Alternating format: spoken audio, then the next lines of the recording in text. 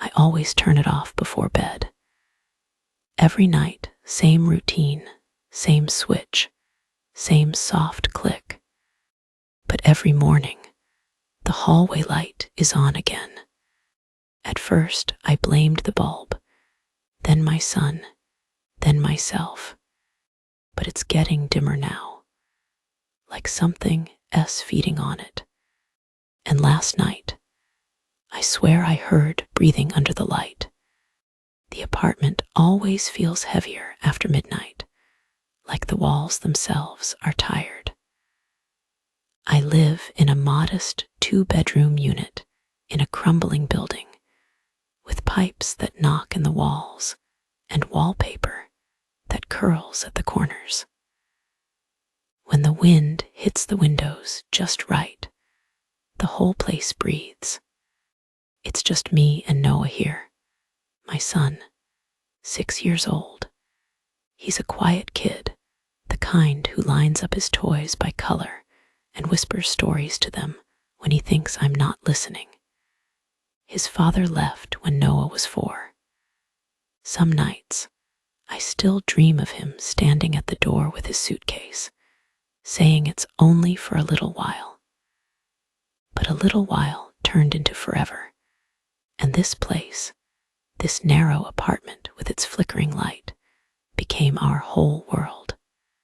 The hallway runs straight from my room to Noah's. There's a single bulb overhead, the color of weak tea, that hums faintly when it's on. I always turn it off before bed. I can't sleep with that hum. It sounds like an insect trapped behind glass, desperate to get out. But lately, when I wake in the morning, the light is on again. At first, I laughed it off. Maybe I'd forgotten. Maybe Noah woke in the night for water and left it on. But every time I asked him, he shook his head, serious as a judge. I didn't, Mommy. I don't like the light. He said it so quietly that I didn't push him. The first few mornings, I just sighed, turned it off, and moved on. But as the days passed, the glow seemed different, weaker, duller, as if the bulb was tired too. One night after my late shift at the diner, I came home past 11. The smell of fryer grease still clung to my hair. The hallway light was already on. Noah was asleep, curled around his stuffed bear. I leaned down, brushed the hair off his forehead, kissed him goodnight. Then I turned the light off, click, and went to my room. Halfway through unbuttoning my uniform, I heard it buzz again. I looked up. A dim glow spilled under my door. The light was back on. I stared at it for a long time before turning it off again. This time, the hum lingered even after the switch flipped faint, like an echo. The next morning, I told the landlord. He chuckled through a cough. These old fixtures do that sometimes. Ghost in the wiring, you know. I forced a laugh, but my stomach twisted. That night, I left it on just to see what would happen. Maybe it stayed lit all night and proved I'd imagined everything. But at 3 in the morning, I woke to darkness. The bulb had burned out, or so I thought. When I reached for the switch, it blinked on again instantly. Same tired hum. That's when I started hearing it. A faint undertone beneath the buzzing. Slow, uneven, almost like breathing. Mrs. Delaney from 3B caught me by the mailboxes a few days later. She's one of those old women who always smell faintly of lavender and cigarettes. "You look pale, dear," she said. "Everything all right?" I told her about the light, trying to laugh it off. Her face changed. "Which unit?" "4C. She pursed her lips. "That's the one. Happened before. Nice family, little boy, maybe 7. Complained the light kept turning on by itself. Said they'd see shadows sometimes. They left in the middle of the night. Didn't even break the lease." I asked what she meant by shadows, but she just shook her head. "Some lights remember things," she murmured. "Some don't like being turned off." I didn't want to believe her, but that night, when I flipped the switch, I could have sworn I heard a whisper beside my ear, a small, dry voice. "Don't." I started keeping notes. Tuesday turned off at 10:48, on at 6. Wednesday off at 11:12, on again dimmer.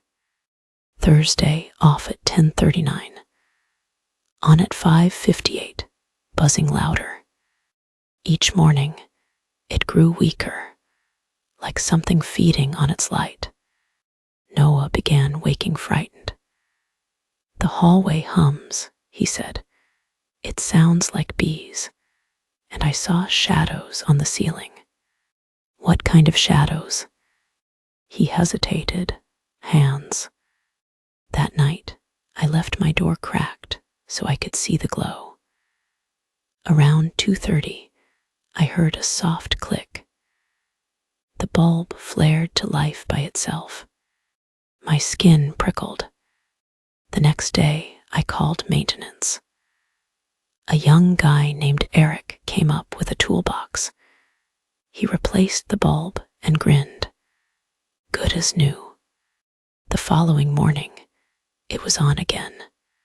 I set up my phone that night, recording video from a chair in the hallway. When I checked the footage the next day, my heart stumbled. The hallway sat empty for hours.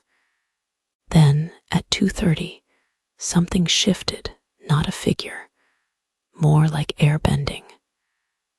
The bulb flickered, then turned on. For half a second, in the reflection of the picture frame, a small, pale silhouette appeared, a child-shaped blur, still as stone, facing Noah's door.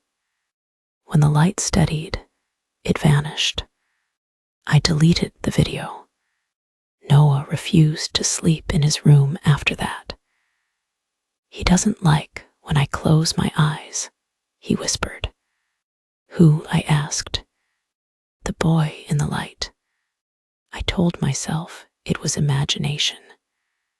Kids pick up stories anywhere. But that same night, I woke again to the glow bleeding under my door. The smell hit me first, hot metal and dust, like a space heater left too long. There was breathing beyond the door. Slow, even, not mine. When I opened it, the hallway was empty, but there were smudges on the wall near the switch, faint, dark, finger-shaped. Small. By Friday, the buzzing filled my dreams. I couldn't stand it. I unscrewed the bulb to replace it myself. As I did, something fell, a brittle scrap of blackened paper.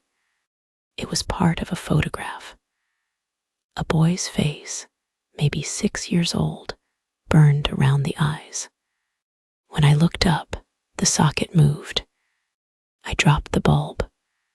Glass shattered, the hum stopped, silence bloomed. Then a whisper slid through that silence, too close to my ear.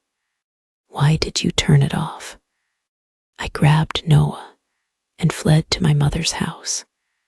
We came back the next morning. The light was on, the bulb unbroken. I went digging in the library archives that afternoon. Property records, old police notes, anything. There it was. March 19th, 1997, electrical fire. Apartment 4C, 1 fatality. Male child, 6 years old. Cause of death, smoke inhalation. I read it twice, then slammed the file shut. That night, I installed a brand new LED bulb, bright white, no hum. When I flipped it on, the hallway looked clean, new. I almost laughed. Then I saw them. Faint handprints smeared down the wall, black and oily, child-sized. Noah's door creaked open. He stood there, hair mussed, voice drowsy. I told him to stop turning it off, he said. My heart stuttered. Who, baby? The boy. He gets mad when it's dark. He pointed toward the light. The next evening, I left every lamp in the apartment burning. Kitchen, bedroom, even the closet. At exactly 2:17, every bulb went out at once, except the hallway light. Its glow pulsed faintly, a heartbeat of yellow. The hum came back, slower now, deeper. I felt Noah's small hand slip into mine. He's here, he whispered. The doorknob was ice cold, locked tight. Then the light flared, searing bright. For a moment, the walls were covered in prints, dozens of them, charred into the paint. A boy stood beneath the bulb, skin gray, eyes black hollows. Smoke curled from his hair. He opened his mouth, and the hum became a voice, thick, electric. Stay. The sound rattled the glass frames, filled my bones. Noah screamed. I begged. Please stop. The bulb flashed once more. Then everything went black. When I opened my eyes, the hallway was empty, silent. The light was off. I told myself it was over. Morning sunlight felt wrong in that space, like it didn't belong. Still, I was determined. I'd replace the entire fixture this time, rip it out of the ceiling if I had to. When I looked up, the new bulb I'd installed was dim again. A sickly yellow bleeding through the white, and the walls new handprints, smaller, fresher. I froze. Noah padded up behind me, rubbing his eyes. He says thank you, he mumbled. For what? For turning it back on. He shuffled back to his room, leaving me staring at the light. The air felt thick. The smell of burned dust filled my throat. From behind his door, I heard it click. The light came on. For just an instant, two shadows stretched long against the wall, one tall, one small, both breathing in rhythm. Some nights, I think about moving, but I'm afraid to leave him here, the boy in the light. I still turn it off before bed, every single night, and every morning, the hallway light is on again.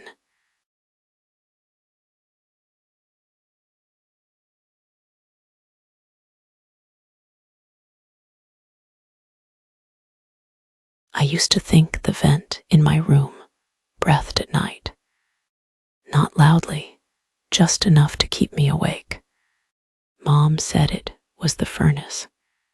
But furnaces don't whisper your name, and they don't know what you're thinking. When I was 10, I lived in a house that seemed to sigh when the wind moved through it. the kind of sound that blended with the hum of the refrigerator, the ticking of pipes, the ordinary noises people stop hearing once they get used to them. My room was small, bed against one wall, dresser across from it, a nightlight glowing amber near the door. On the wall opposite my bed was a white metal vent, high enough that I had to stand on a chair to reach it. It was nothing special, really chipped paint, a few bent slats, a faint smell of dust and metal. When the furnace came on, it gave off a deep hum, followed by a rush of warm air that made my curtains shiver. At night, I used to stare at it. I told myself it helped me fall asleep, watching the little shadows dance in the grill. But that was before it started whispering. I'd always had trouble sleeping. My mom said it was because I thought too much. She wasn't wrong. Every night, my mind replayed the whole day. The things I said, the things I should have said, the tiny embarrassments that felt huge when the lights were off. Sometimes, to calm myself, I whispered the thoughts out loud. It made them feel smaller. One night in late October, I whispered into the dark, "Why do I talk so much?" The hum from the vent deepened, like the house had taken a breath. And then faintly came my own voice. "Why do I talk so much?" It wasn't a perfect echo. The timing was wrong. The tone was stretched, as if someone else was learning to speak the words I'd just said. I froze, staring into the shadows. My heart felt like it had jumped somewhere up into my throat. I waited, but nothing else came, just the low breathing sound of the furnace. I told myself I imagined it. Houses carry sound. Everyone knows that. Still, I didn't sleep that night. The next evening, I decided to prove it was nothing. I waited for the house to quiet, for the creaks to settle, and the distant hum of the dishwasher to stop. Then I whispered, "Hello." A second passed, 2, then 3. And then, "Hello." The word came back cracked and soft, like my own voice being played from somewhere deep inside the walls. My breath caught. I whispered again, "Who's there?" After a moment, the vent answered, "Who's there?" Each repetition made the air feel heavier, like the sound wasn't traveling through the vent, but out of it. I grabbed my blanket and pulled it over my head. The air beneath smelled like laundry detergent and my own skin. I listened until the furnace finally clicked off and the hum died away. Only then did I fall asleep, sweating beneath the covers. The next morning, I told my mom. She smiled in that way adults do when they're trying to be patient. "Sweetheart, vents carry sound. You're hearing echoes, maybe from downstairs."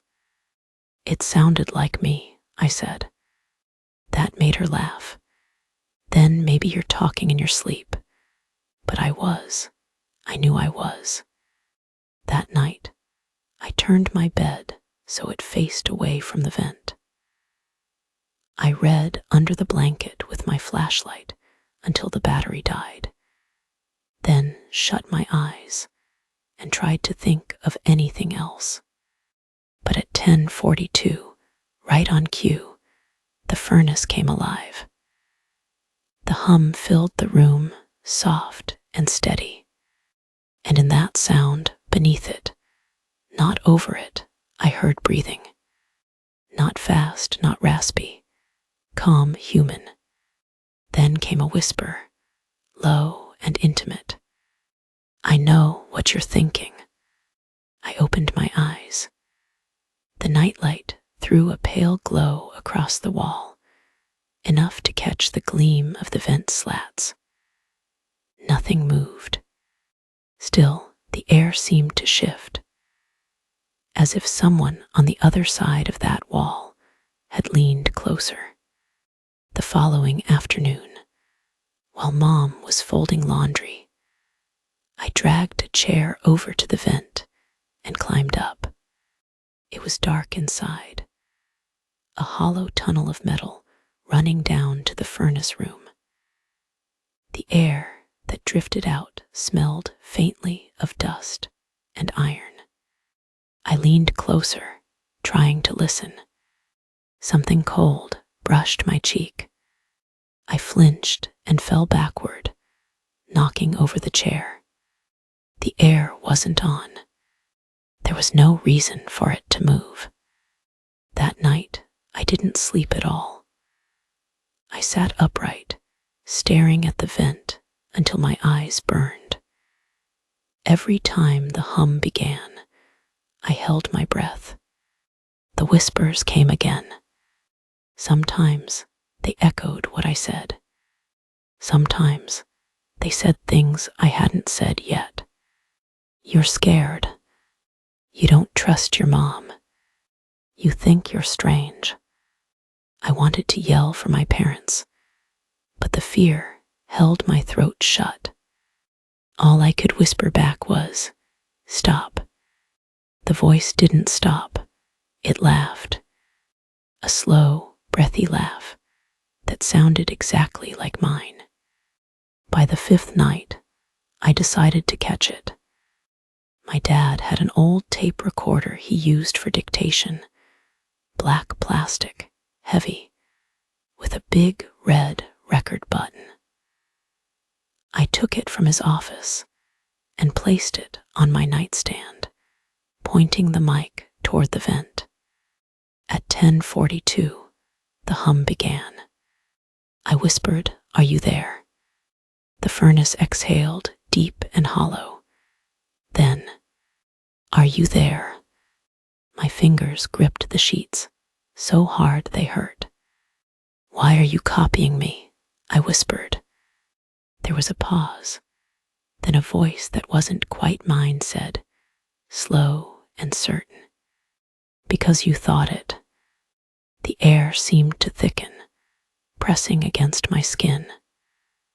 The vent vibrated softly, like something alive was breathing behind it. "You're not real," I whispered. The answer came immediately. "Then stop thinking."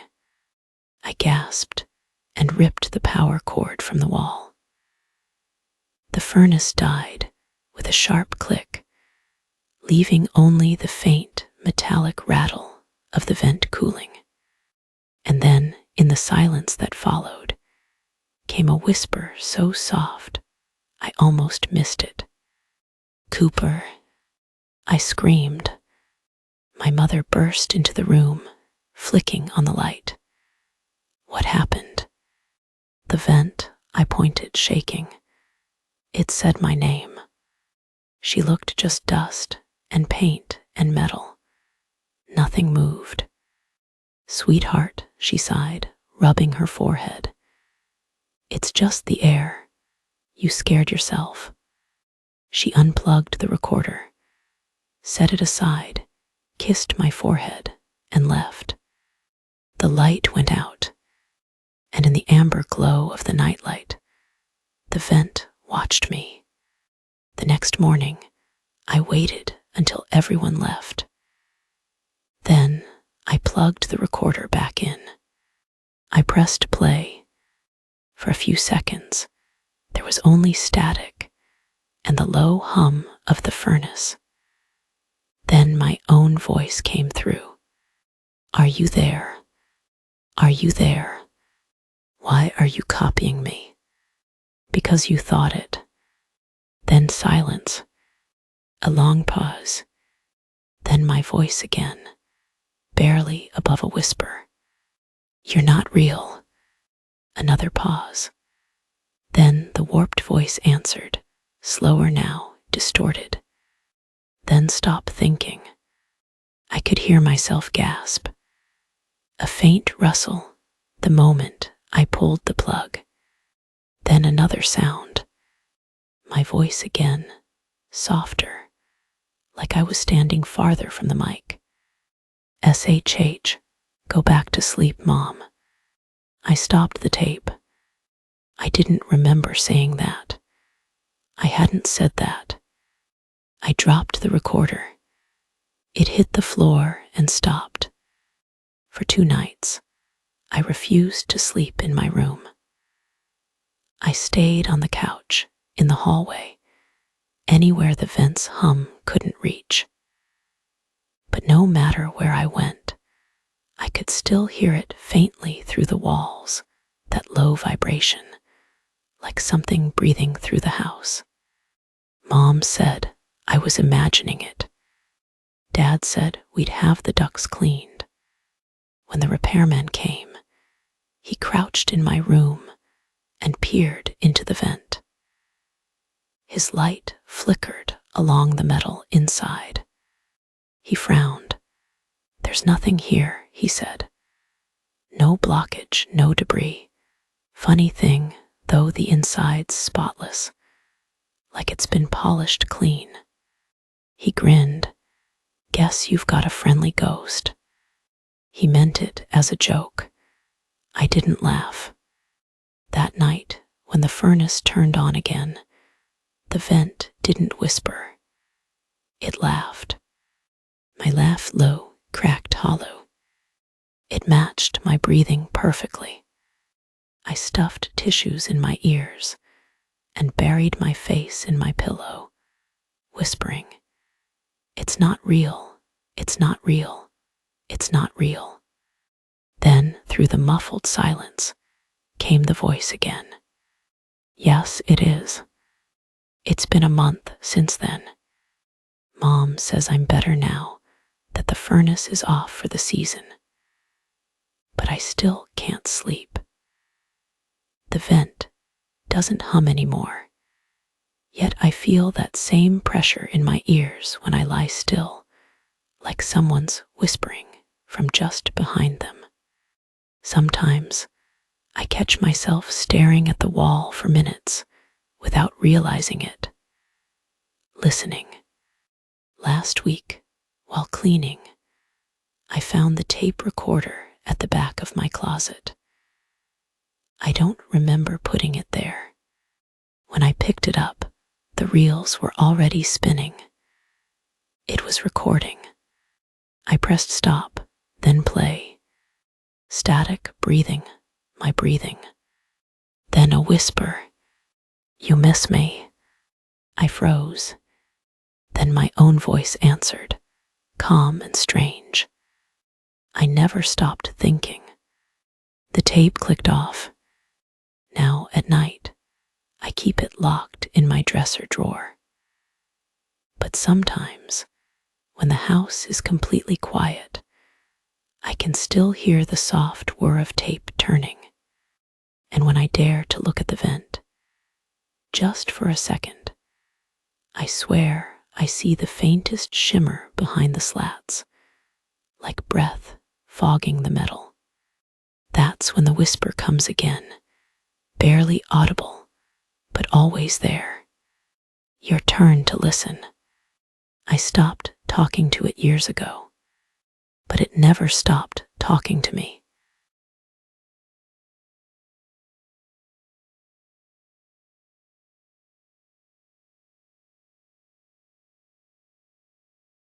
I remember the hum first, that low, gentle sound that filled my room every night, the sound of safety.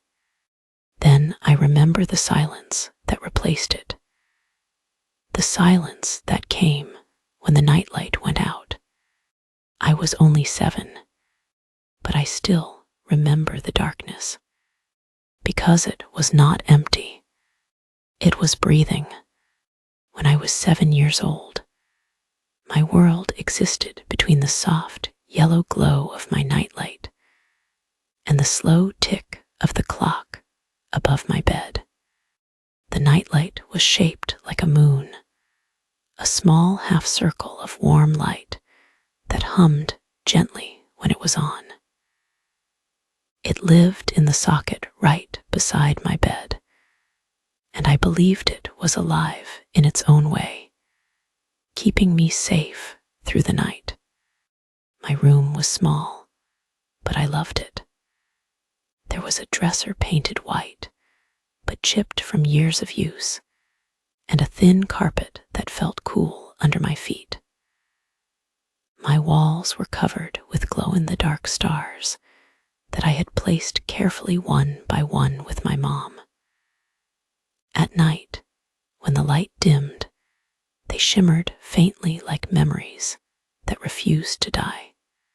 I remember the sounds, too, the faint buzz of the refrigerator downstairs, the steady rhythm of cicadas outside, the soft murmur of my parents, voices from the living room.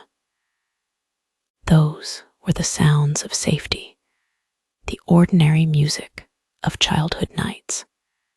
And of course, there was the hum of the light. That quiet, steady hum that told me the darkness was being held back. Until the night it stopped. It was a Tuesday, though I did not know it then. All I knew was the pattern. Mom tucked me in, kissed my forehead, told me she loved me. Dad's voice came from downstairs, a soft rumble mixed with the faint crackle of the television. I rolled onto my side, facing the light. It glowed against the corner of my closet door, a soft crescent halo spreading just far enough to make the shadows look calm. Then, without a sound or flicker, it went out. One moment there was light, and the next there was not. The hum vanished too, and with it came something I had never felt before. Real, suffocating silence. The kind that presses against your eardrums, that feels like something waiting to exhale. I lay still for what felt like forever, staring into the black. The glow-in-the-dark stars above me were faint, flickering green shapes, barely holding their place in the dark. I told myself the bulb had died. That was all. But then the air in the room changed. It grew colder, not like the cool of night, but the kind of cold that feels wrong, too sudden, like a door has opened where no door should be. I whispered, "Mom," but even my voice sounded swallowed. Then I heard it, a sound so small I almost missed it. A drag, like fingertips brushing across carpet. Once, then again. The sound came from the same wall where the nightlight had been.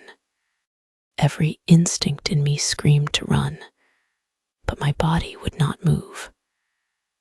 I stayed under the blanket, eyes wide, heart hammering, until the light came back on. The hum returned, gentle and alive again, as though it had never left. The corner of the room looked empty. The carpet was smooth. Nothing had changed, except me, because I knew what silence sounded like now, and I knew something had moved in it. The next evening, I told myself I had imagined it. I was tired or dreaming, or maybe the light had just flickered. I convinced myself of all that. Kids do not want to believe their rooms can turn against them. So I stayed up to watch. I tucked myself in, faced the nightlight, and waited. The hum filled the space again, comforting at first, then too noticeable. I began to focus on it too hard, afraid of when it would stop. The clock ticked. The refrigerator downstairs hummed. And then, sometime past midnight, the hum vanished again. Darkness folded across the room, like a blanket being pulled too tightly. I held my breath. The drag came again, soft, slow, closer than before. I stared into the dark, eyes straining, trying to see. Then I realized something. The faint glow of the stars on my ceiling was trembling. Not flickering, trembling, as if something was moving between me and them. The carpet sighed, a low shift, a wait. Then the hum returned. The light snapped back on. I gasped. The carpet beside my bed bore a smudge, faint, but there. A handprint. 5 small indentations in the fibers, no bigger than mine, pressed deep into the floor. I wanted to scream for my mom, but I knew what would happen. She would smile, tell me I had dreamed it, maybe tighten my blanket and say, "It is just shadows." So I said nothing, but I did not sleep again that night. It became a ritual after that. Each night, the same thing. The hum would fade, the light would die, the silence would fill the room, and then the sound would come. Sometimes it was behind the dresser, sometimes beneath the bed. Sometimes I could swear I felt the air shift, as though someone had leaned close, so close their breath brushed my cheek. And each time the light returned, as if it had been released. I began to dread the hum itself, because every time I heard it, I knew what would follow the moment when it would stop. The nightlight was no longer safety. It was a timer. I told my mother one morning over breakfast. "The light keeps going off," I said quietly. She did not look up right away. "Maybe the bulb is loose." "No, it turns off. It stays off for a while. Then it comes back." Now she looked at me, half amused, half patient. "It is probably the wiring, Oliver. Your father can check it later." I wanted to say more. I wanted to tell her about the sound, about the handprint, about the feeling that someone was always watching from the dark. But I was 7, and I did not have the words for fear that had shape. So I nodded, and she smiled, and the day went on. But that night, I stayed awake again. I wanted to prove it to myself, or to whatever was there, that I was not afraid. The hum was louder that night. Maybe it was my heartbeat. Maybe the house itself was listening. The air felt thicker than usual, as though the room were holding its breath. I stared at the light until my eyes blurred, and when the hum stopped, I did not move. I kept my eyes open this time. I was ready. At first, the silence was the same. Then something darker shifted in the corner by the wall. Not a shadow, a shape. It was low, hunched, and utterly still. I blinked once, and in that blink, it moved. It reached out a thin arm, blacker than the dark around it, and touched the nightlight. The bulb dimmed, then went out. The shape stayed there, crouched, motionless, one arm still pressed against the socket. I could not breathe. My body was a cage, my lungs locked inside. Then slowly, it turned its head toward me. The light came back on, and there was nothing there. Only the empty wall. Only the soft hum. But I knew what I had seen. A hand and a face, though I could not remember the features. Only the sense of something smiling without light. The next day, I built a fortress. I moved books in front of the outlet. I taped the plug to the wall so it could not be touched. I even asked my mom if I could have a lamp instead. She said lamps were too bright for sleeping. So I kept the nightlight. And that night, I waited again. The hum began as always. The books stood tall against the wall, my silent guards. But sometime after midnight, one of them fell. Just a soft thump, but loud enough in the dark to sound like thunder. The hum cut out. My heart lurched. Then the breathing began. It was not mine. It was slower, heavier, dragging in through what sounded like damp lungs. I gripped the blanket, too afraid to scream. The sound moved closer. Then I felt the weight, a press on the edge of my mattress. Cold air slipped under the blanket, brushing my legs. I whispered, barely breathing, "Please stop." The light came back, and the book that had fallen was on the bed beside me. Open, torn slightly at the corner, as though something had held it too tightly. After that night, I refused to sleep in my room. For a few weeks, my parents let me sleep on their floor. They said I was having nightmares. They said I was getting too old to be afraid of the dark. Eventually, they moved the nightlight into the hallway, thinking that would help. It did not, because even from their room, with the door cracked open, I could still hear it sometimes. The hum cutting out, the silence falling, the slow drag across the floorboards. I would lie there, eyes wide open, waiting for the sound of the light returning, and praying that this time it would. Years passed.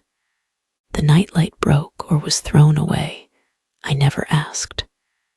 As I grew older, I convinced myself it had all been imagination. The mind of a child turning shadows into monsters.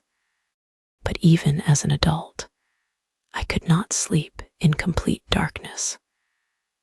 I always needed a little light, a lamp, a phone screen, anything. Then one winter, I found one just like it. Same shape, same pale yellow glow. It was sitting in a thrift store bin. The kind of object that makes you stop and remember something you wish you had forgotten. I bought it. I told myself it was silly to still be afraid. I plugged it into the wall beside my bed and watched it hum to life.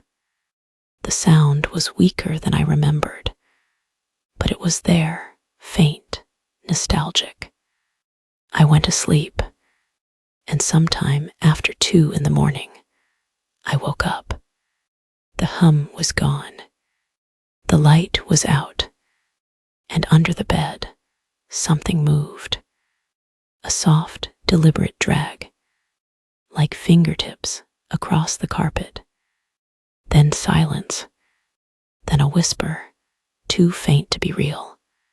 It did not like the light. That was 3 years ago. I have never used a nightlight since. But I do not sleep in darkness either. I keep the curtains open, the streetlight pouring in through the window. I tell myself it is habit, not fear. But some nights, when the street outside is quiet, when even the wind has stopped, I hear something faint beneath the hum of the city, a sound I know too well, a slow, steady drag, like fingers remembering where they once belonged. And I think about that small, moon-shaped light, the warmth it gave, and the cold it invited. I think about the way the darkness waited for me to notice it. And I know now what I did not understand then. The light was never protecting me. It was keeping something in. And when it went out, it was free.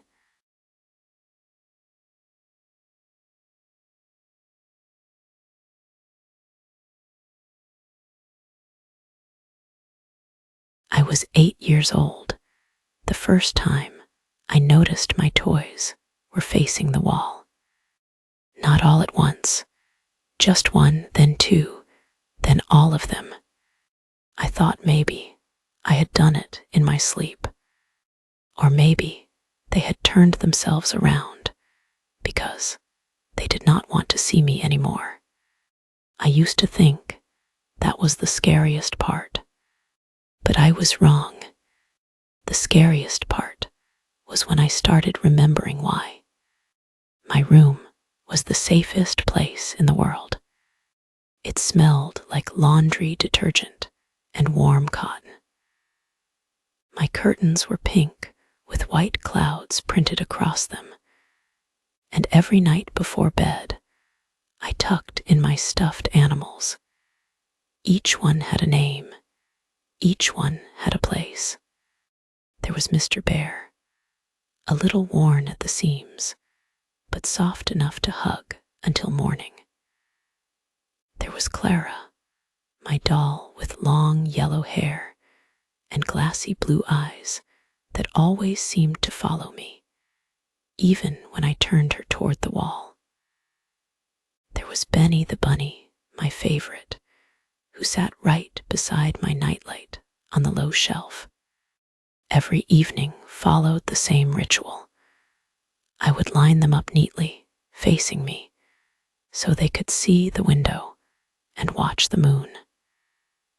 Then I would whisper goodnight to each of them before turning off the lamp.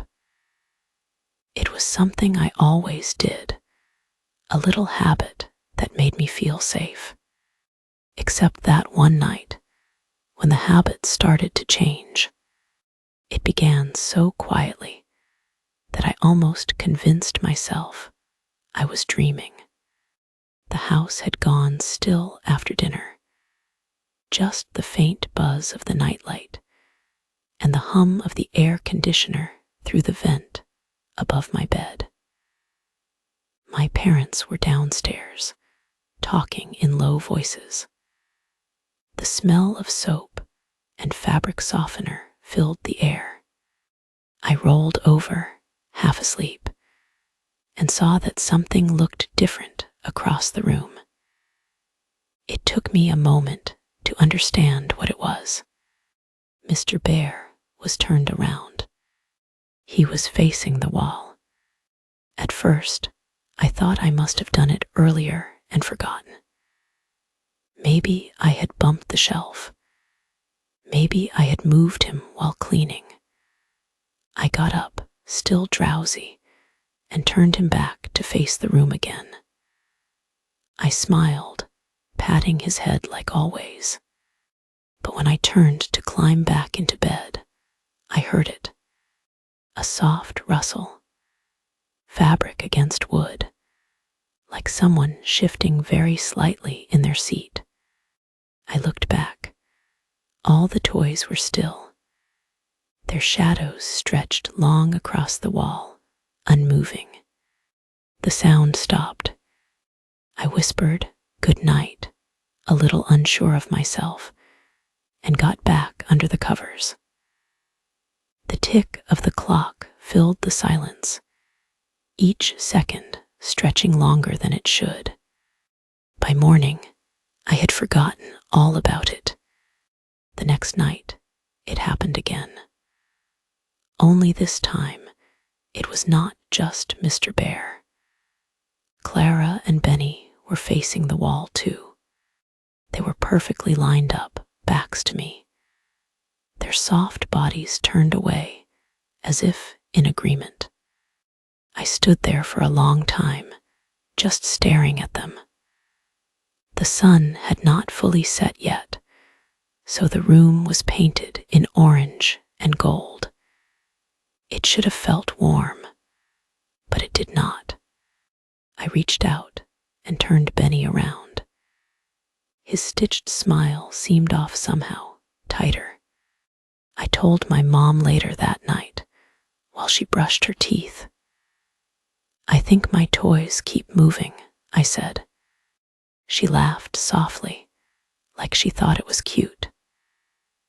"Maybe you are sleepwalking again," she said. "You used to move things around when you were little. Remember when I found you in the kitchen with your blanket?" I did not remember. She kissed my forehead and told me to get some sleep. I wanted to believe her. I really did. The third night, I decided to test it. Before going to bed, I placed all my toys facing me again.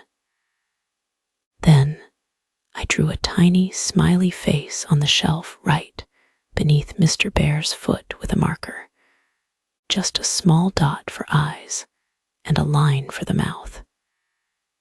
If I moved him myself, I would smudge the ink. Then I climbed into bed and pulled the covers up to my chin. The sound of the clock ticked louder than usual, each second landing in my chest like a tap. The air felt thick. I stared at the ceiling until my eyes blurred. Sometime after midnight, I woke up. I did not remember falling asleep. The nightlight glowed faintly, throwing a pale yellow circle on the carpet. The rest of the room was soaked in shadows. Something felt wrong immediately. The air smelled like dust, old and heavy, like the smell that came from the attic when my dad opened it. I turned my head toward the shelf. Every toy was facing the wall again. All of them. Their backs were perfectly straight, lined up evenly. And the little smiley face I had drawn was gone, wiped clean. My heart started to pound so hard, I thought I could hear it. I whispered, "Who did that?" The words barely came out. The closet creaked.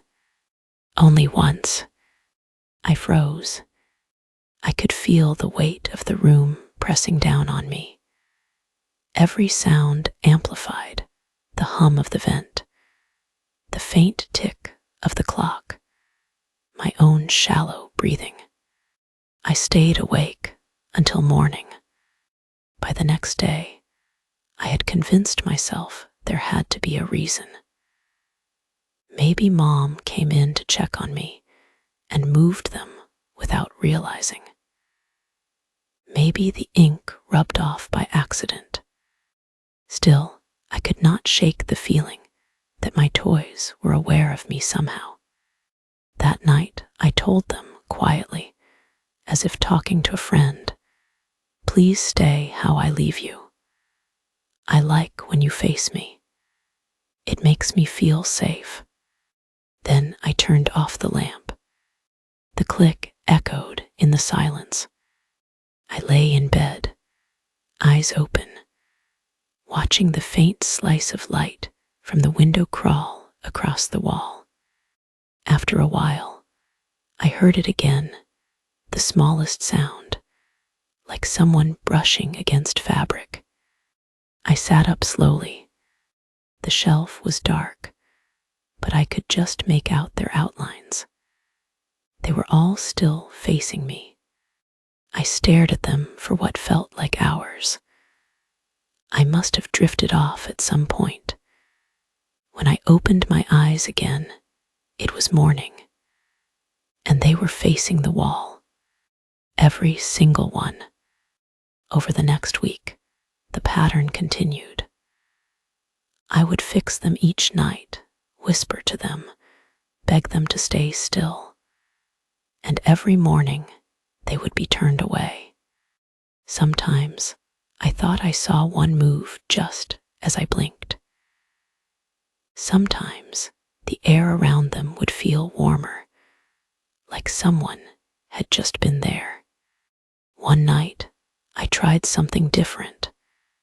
I placed them all back to back in a circle, like a meeting. Then I put myself in the middle, lying on my back, pretending to sleep. I waited. The clock ticked. The nightlight buzzed softly. Then I heard it, a creak from the shelf.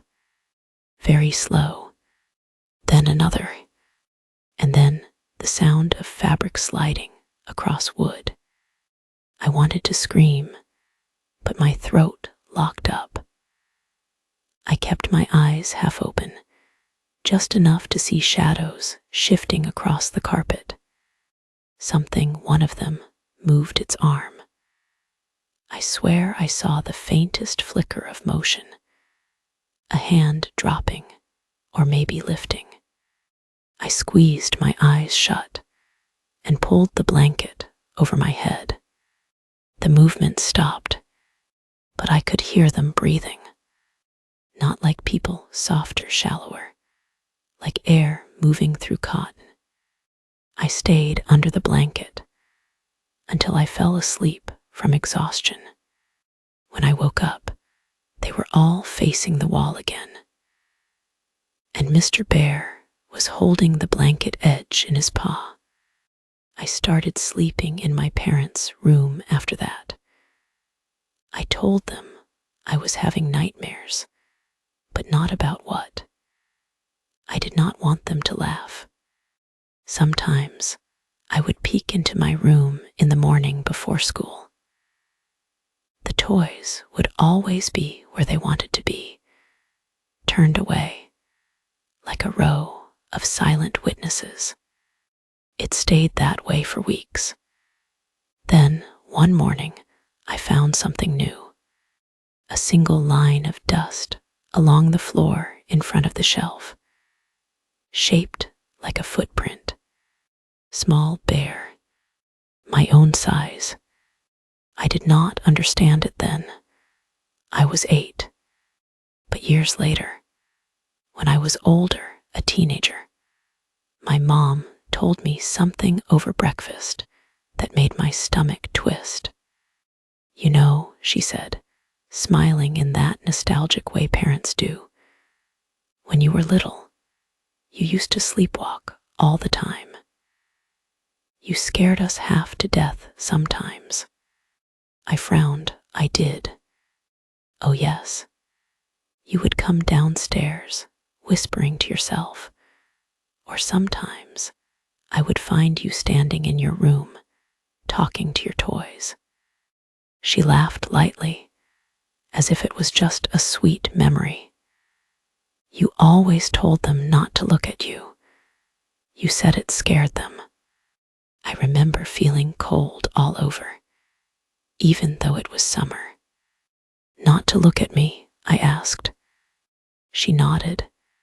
Yes, you would turn them around yourself. Every night, you said it helped them sleep. I never told her that I had not remembered doing that. Not once. Now, as an adult, I still have one of those toys, Benny the Bunny. He sits on a shelf in my living room.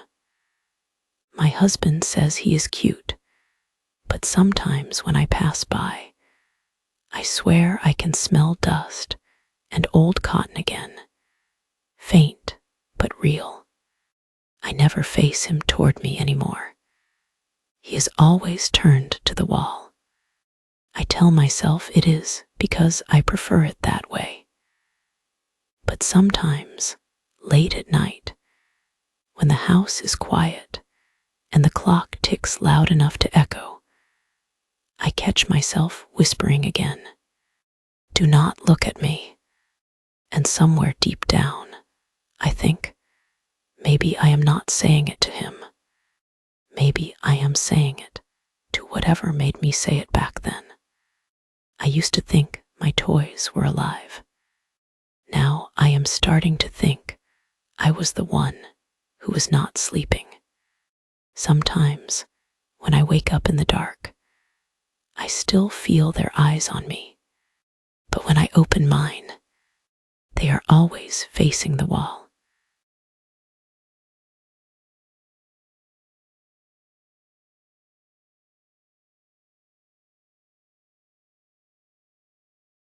You ever have a teacher who looked at you like she already knew what you were going to say? I was 12 when I met her. Her name, I never actually learned it, but she knew mine and everything else I'd ever tried to hide. I remember the sky that morning, a flat, heavy gray that made everything look colorless. The rain had been falling since before dawn, tracing slow, nervous fingers down the school bus windows. I sat in my usual seat, near the back, pretending to read. My name is Hazel. I was 12 years old that fall, small for my age, quiet, the kind of kid teachers described as a thinker. I liked patterns. I liked silence, but I hated surprises. When I stepped into room 27, I could tell something was off. It smelled sharper than usual, less like crayons, and more like metal. The overhead lights flickered in their slow, lazy rhythm, casting everyone in short bursts of pale light. Our teacher, Mrs. Larimore, was supposed to be there. She never missed school, ever. Her schedule was as predictable as clockwork, first spelling, then reading, then lunch. But that day, her desk was empty. Her mug, the one that said "World's Okayest Teacher," sat cold and clean. At first, everyone just assumed she was sick. Kids were laughing, talking too loud, drumming pencils against desks. Then the classroom door clicked shut. That sound, that single click, froze us. It was sharper than it should have been, almost like it echoed inside our heads. The woman who entered wasn't Mrs. Larimore.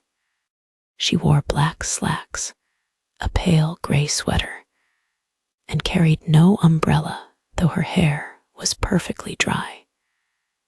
She moved like she was counting her steps. Her heels hit the linoleum with steady, deliberate beats. 1, 2, 3, 4. "Good morning, class," she said. Her voice wasn't loud, but it seemed to fill the room anyway. A few kids mumbled greetings. She smiled, too slow, too thin. My name, she paused, eyes sweeping across the room like she was tasting the air. "You can call me Mrs. Kelly's. Your teacher isn't feeling well, so I'll be here today." She turned toward the chalkboard, picked up a piece of chalk, and that's when I noticed it. Her handwriting. Perfect loops, smooth and flowing like water. But each letter looked familiar. I'd seen that handwriting before on my graded homework. My chest tightened. No one else seemed to notice. She wrote the date. Then, under it, she wrote, "Today, we learn what we already know." The morning dragged on like a fever dream. She didn't use lesson plans. She didn't open a single textbook. Instead, she called on us one by one, always by our full names. When she said my name, it felt like a whisper right behind my ear. "Hazel," she said, "you like to sit in the back because the hum of the lights makes it easier to think. Isn't that right?" I froze. The other kids laughed. Some looked confused. I forced a shrug. "I guess," I said, trying to sound normal. But she smiled like I'd just confirmed something for her. She called on Jenna next, the girl who always braided her hair too tight. "Your father's car won't start again tonight," the teacher said softly. "You'll hear him swear when you go to bed." The class went quiet. Someone snorted, trying to laugh, but no one else joined in. "How did you?" Jenna began, but the teacher lifted a finger to her lips. "Inside voices," she said, calm and precise. The rain outside grew heavier. Every window rattled. By the time lunch came, no one was talking. The substitute ate at her desk, stirring coffee she never drank. The smell of it mixed with chalk dust and hand sanitizer, a sharp, dry scent that made my stomach turn. When we returned from the cafeteria, she was standing by my desk. My notebook was open. My pencil was gone. "I hope you do not mind," she said. "Your handwriting is very honest." She was holding my private journal, the one I only wrote in at home, the one I kept hidden under my mattress. My heart stopped. I lunged for it, but she set it gently on my desk before I touched it. "I particularly liked the line," she said. "Sometimes I think people can hear my thoughts."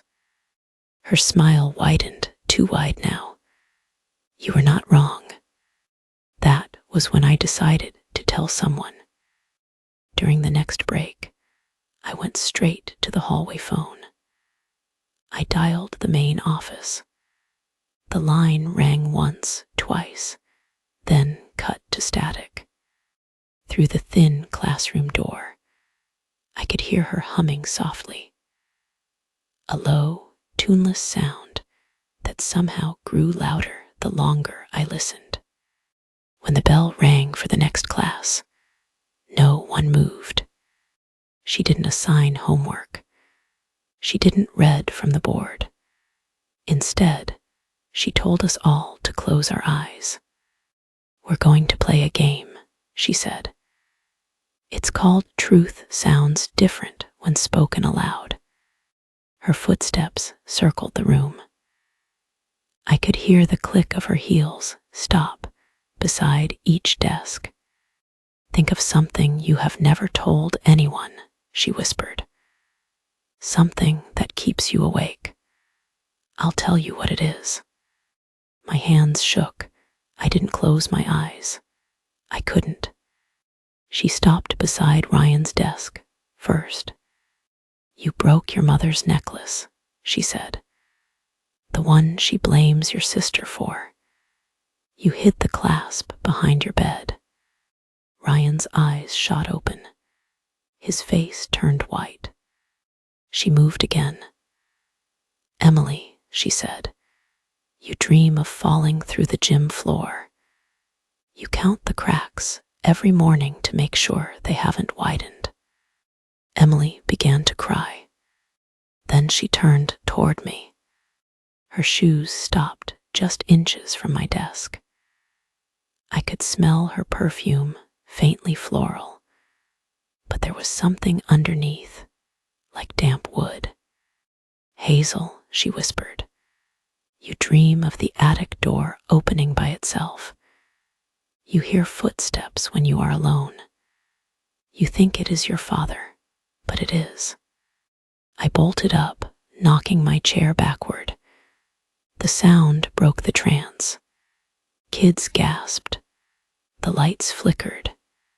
"Sit down," she said, not shouted, not scolded, just said. And I did. My body moved before I could think. That afternoon, the sky darkened early. The rain had turned to sleet. When the final bell rang, she didn't dismiss us.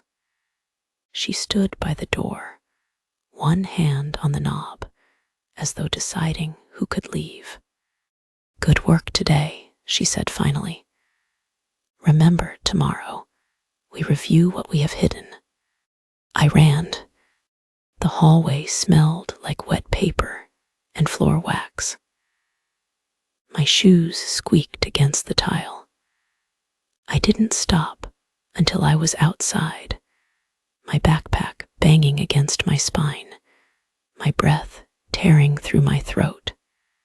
The air was cold, too cold. I didn't remember walking home.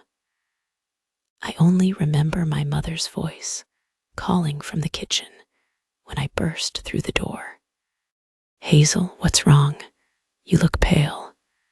I tried to explain the substitute, the journal, the things she said. My mother frowned. "Honey, what substitute? Mrs. Larimore was there today." "No," I said, "she wasn't she." But she was already typing on her laptop, pulling up the school website. She turned the screen toward me. It said, "Mrs. Larimore present. No substitute scheduled." I felt my stomach twist. "That's impossible," I whispered. "She was there. Everyone saw her." My mother sighed. "Hazel, maybe you dreamed it. You haven't been sleeping well lately." But it hadn't been a dream. I knew it. Because when I opened my backpack, my notebook was still there.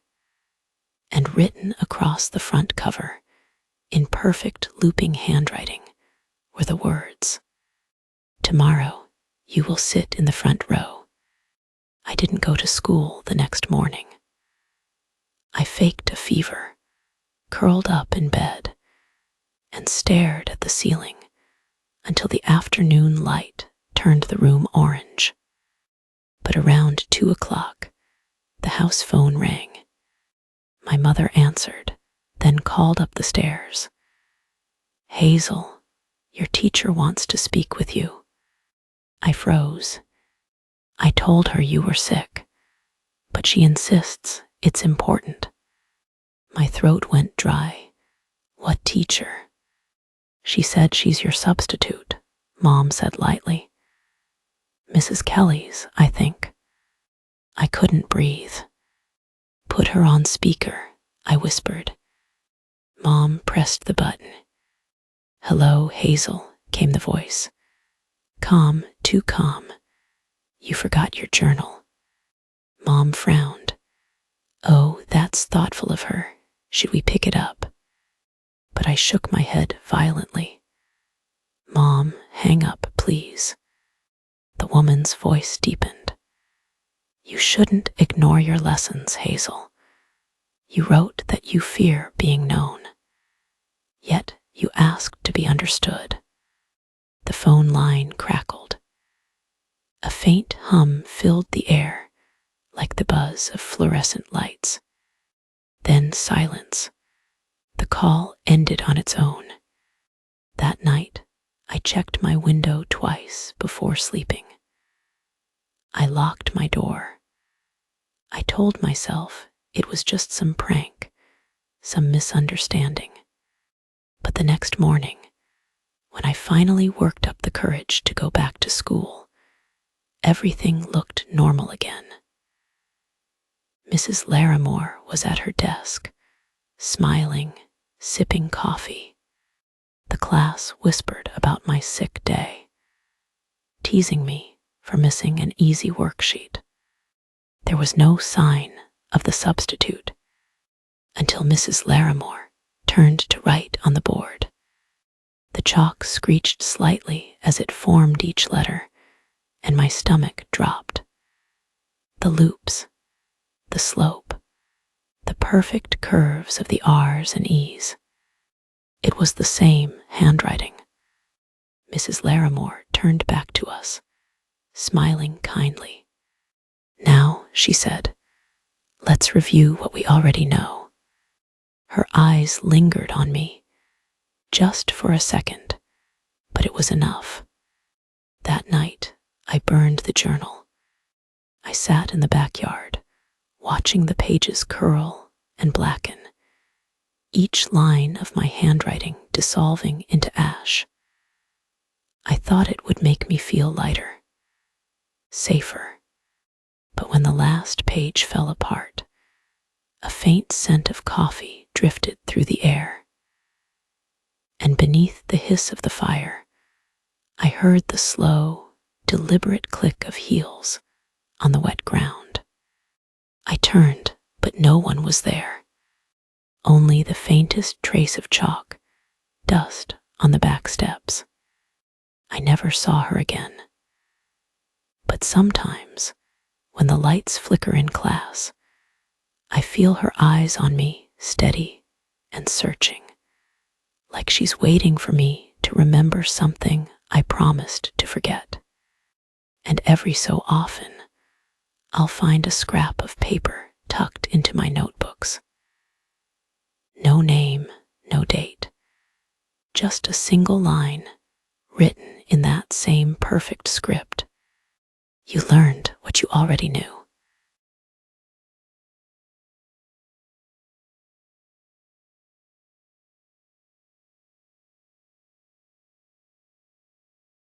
Do you remember your old school playground? How the metal slide burned your legs in summer?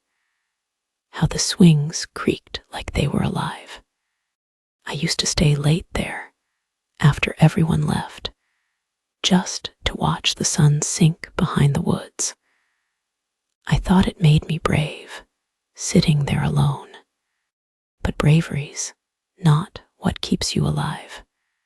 That night when I was 11, I heard the whistle, and that was when I realized recess never really ended.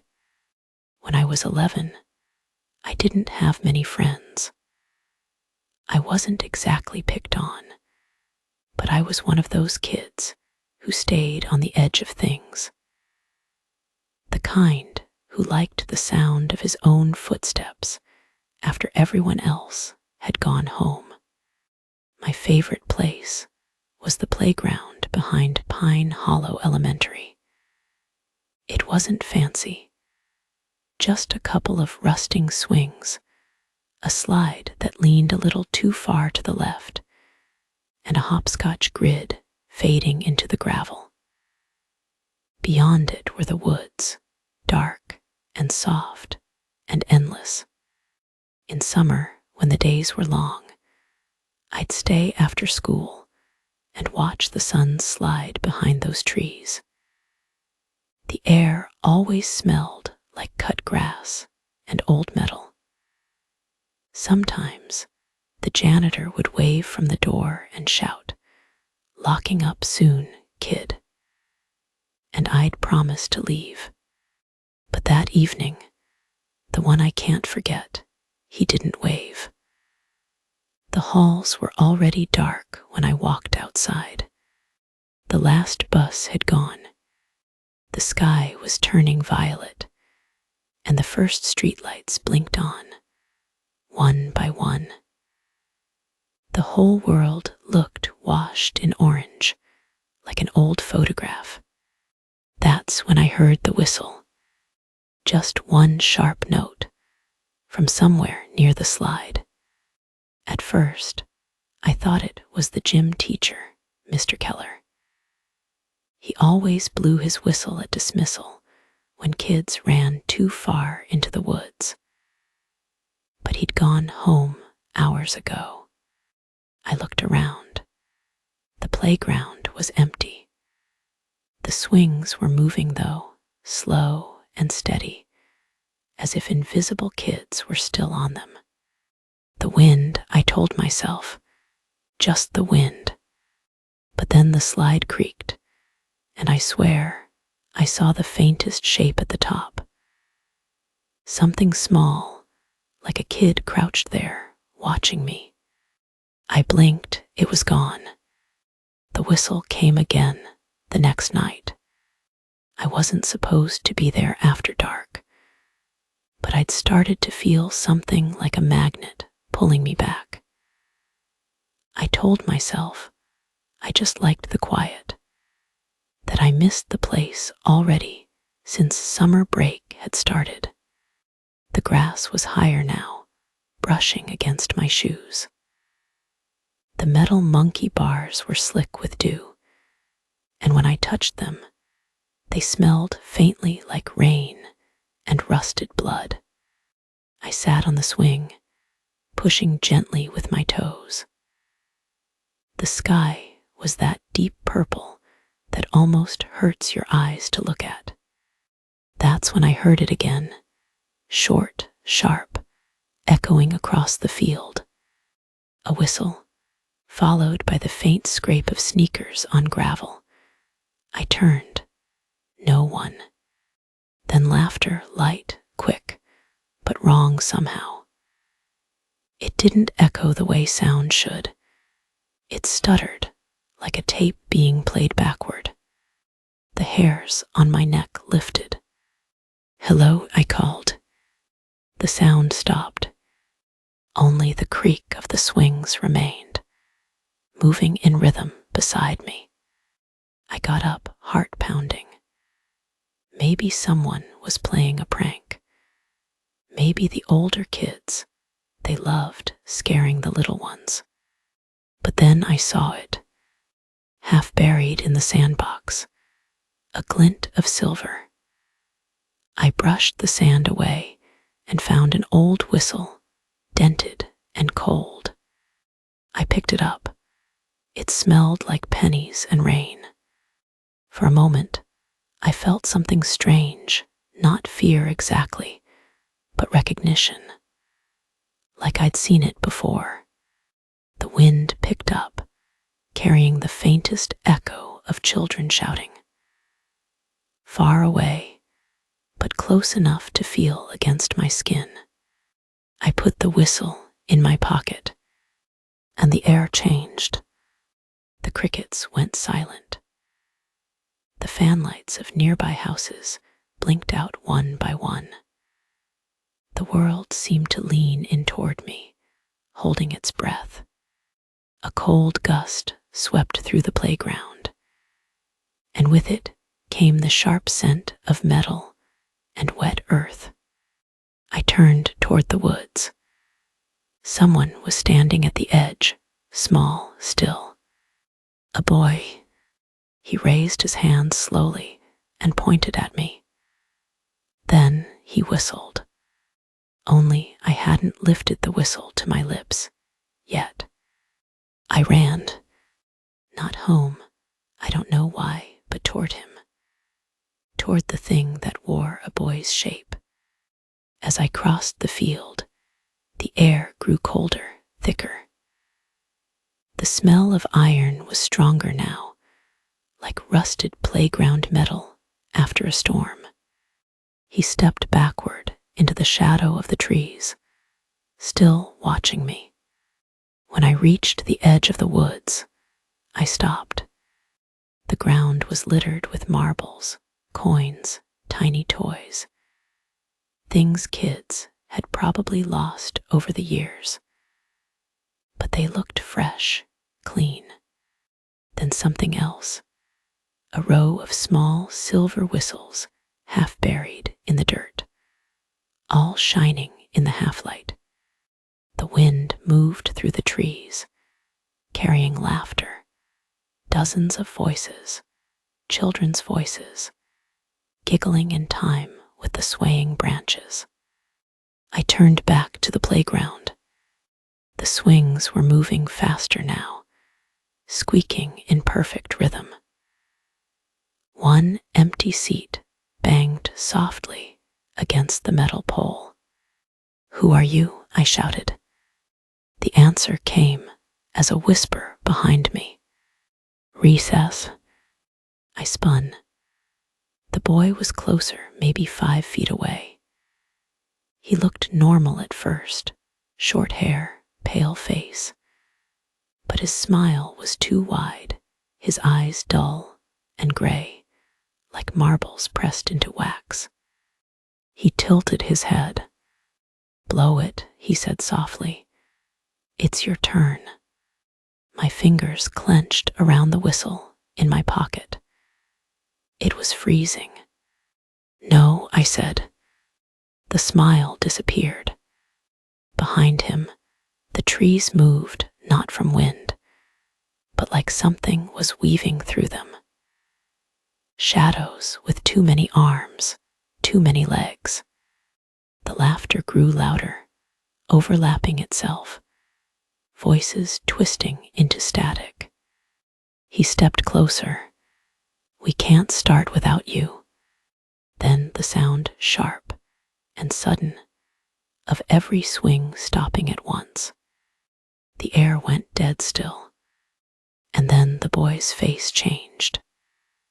His skin rippled like water, peeling away to reveal the wet gleam of metal underneath. His mouth opened wider and wider until the corners split. From that black mouth came the sound of a whistle, long, piercing, endless. I dropped mine. The ground shuddered. The voices in the trees screamed all at once, not playful anymore, but furious, hungry. I turned and ran, the gravel cutting into my palms when I fell. The whistle's sound followed me, echoing inside my chest like it was coming from me. When I finally reached the street, the sound stopped. The swings were still again, the slide silent. The playground looked empty, untouched, except for one new thing, in the sand where I'd found the whistle. A single footprint, small and bare, pointing toward the woods. I told no one. Who would believe me? All summer, I stayed away from the school. But sometimes, on windless nights, I'd still hear that sharp, distant note. When I went back in September, the playground felt wrong. The hopscotch squares were gone, repaved. The slide had been removed. The janitor told us a storm had twisted the old equipment, that it wasn't safe anymore. But when he said it, he wouldn't look me in the eye. A week later, a new kid transferred in. He was quiet, pale. His name was Tyler, but the other kids called him Echo because he never spoke first, only repeated what others said. On the first day of recess, he pulled something from his pocket, a small silver whistle, and started to play with it between his fingers. I froze. He caught me looking and smiled, and I swear, I saw rust at the corners of his mouth. That was 20 years ago. I moved away after middle school, grew up, got a job, pretended I'd imagined it all. But a few nights ago, I drove through my hometown on the way back from a business trip. The road passed right by Pine Hollow Elementary. The school was dark, boarded up now. The playground was gone, the field overgrown. Still, as I slowed the car, I could see the faint outline of where the swings used to be. And then, through my rolled-up window, I heard it. A whistle, sharp, familiar. The same note that had chased me all those years ago. I stopped the car. For a second, I almost got out. But then the wind moved, and I saw it, one of the swings, moving back and forth. Alone. It creaked once, twice, then slowly turned toward me, the empty seat facing the road like it was waiting. The faint smell of rain on metal drifted through the vent. Somewhere in the distance, laughter echoed, not cruel, not kind, just endless. I drove away. I didn't look back. But every night since, when I lie in bed and the house gets quiet, I hear that faint squeak again. And sometimes, right before I fall asleep, I hear the whistle, one sharp note, like a teacher calling us back. They never stopped recess.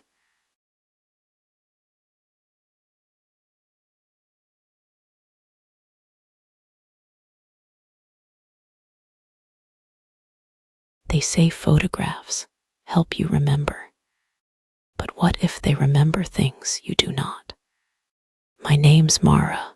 I'm 15. And I used to love looking at pictures of my family. Birthdays, Christmas mornings, beach trips. Until I realized one of the faces wasn't supposed to be there. When I started my school project about family through the years, I thought it would be easy. Just pick a few photos, write a short essay about what changed over time, maybe get an A. Mom keeps all our photos in the hallway cabinet, thick leather albums lined up like encyclopedias, each labeled with gold letters. 2008, 2010, 2012. All the way up to now. Our hallway smells like lemon polish and old paper. There's a warm yellow lamp that always glows at night, throwing long shadows across the framed photos on the walls. Each one feels like a piece of proof that we were happy. That time meant something. That's what I liked about pictures. They didn't argue. They didn't fade the way memories do. The first album I opened was 2010, my 5th birthday. There was a photo of me in a pink crown, cake smeared across my face, my mom laughing beside me. And in the background, through the window reflection, a faint shape, someone standing outside. It looked like a girl, not clear enough to make out, just the suggestion of hair and a shoulder. I thought maybe it was a neighbor or one of my cousins, but I didn't remember any cousins that young. That night, I kept thinking about it. The next day, after homework, I went back to look. Same shape, same spot. Only this time, when I looked closer, her face was turned toward me, blurry but there, and her expression wasn't smiling. At first, I told myself it was nothing. Just a trick of the light, a shadow, maybe an old reflection. But once I noticed her, I couldn't stop seeing her. In my 6th birthday picture, she was there again. This time inside the house, behind my dad, near the doorway, barely visible, but definitely there. And she looked older, not by much, maybe a year, but the way her face tilted, like she was studying me. I flipped through more pages.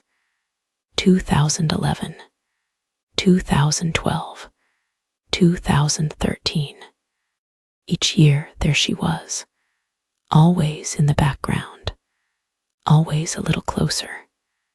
The sound of the plastic sleeves started to make me nauseous. That dry crinkle every time I turned a page. My fingers stuck slightly to the glossy paper, and I could feel my pulse in my fingertips. In one photo, she was behind me at the park. In another, she was sitting 2 rows back in a class picture.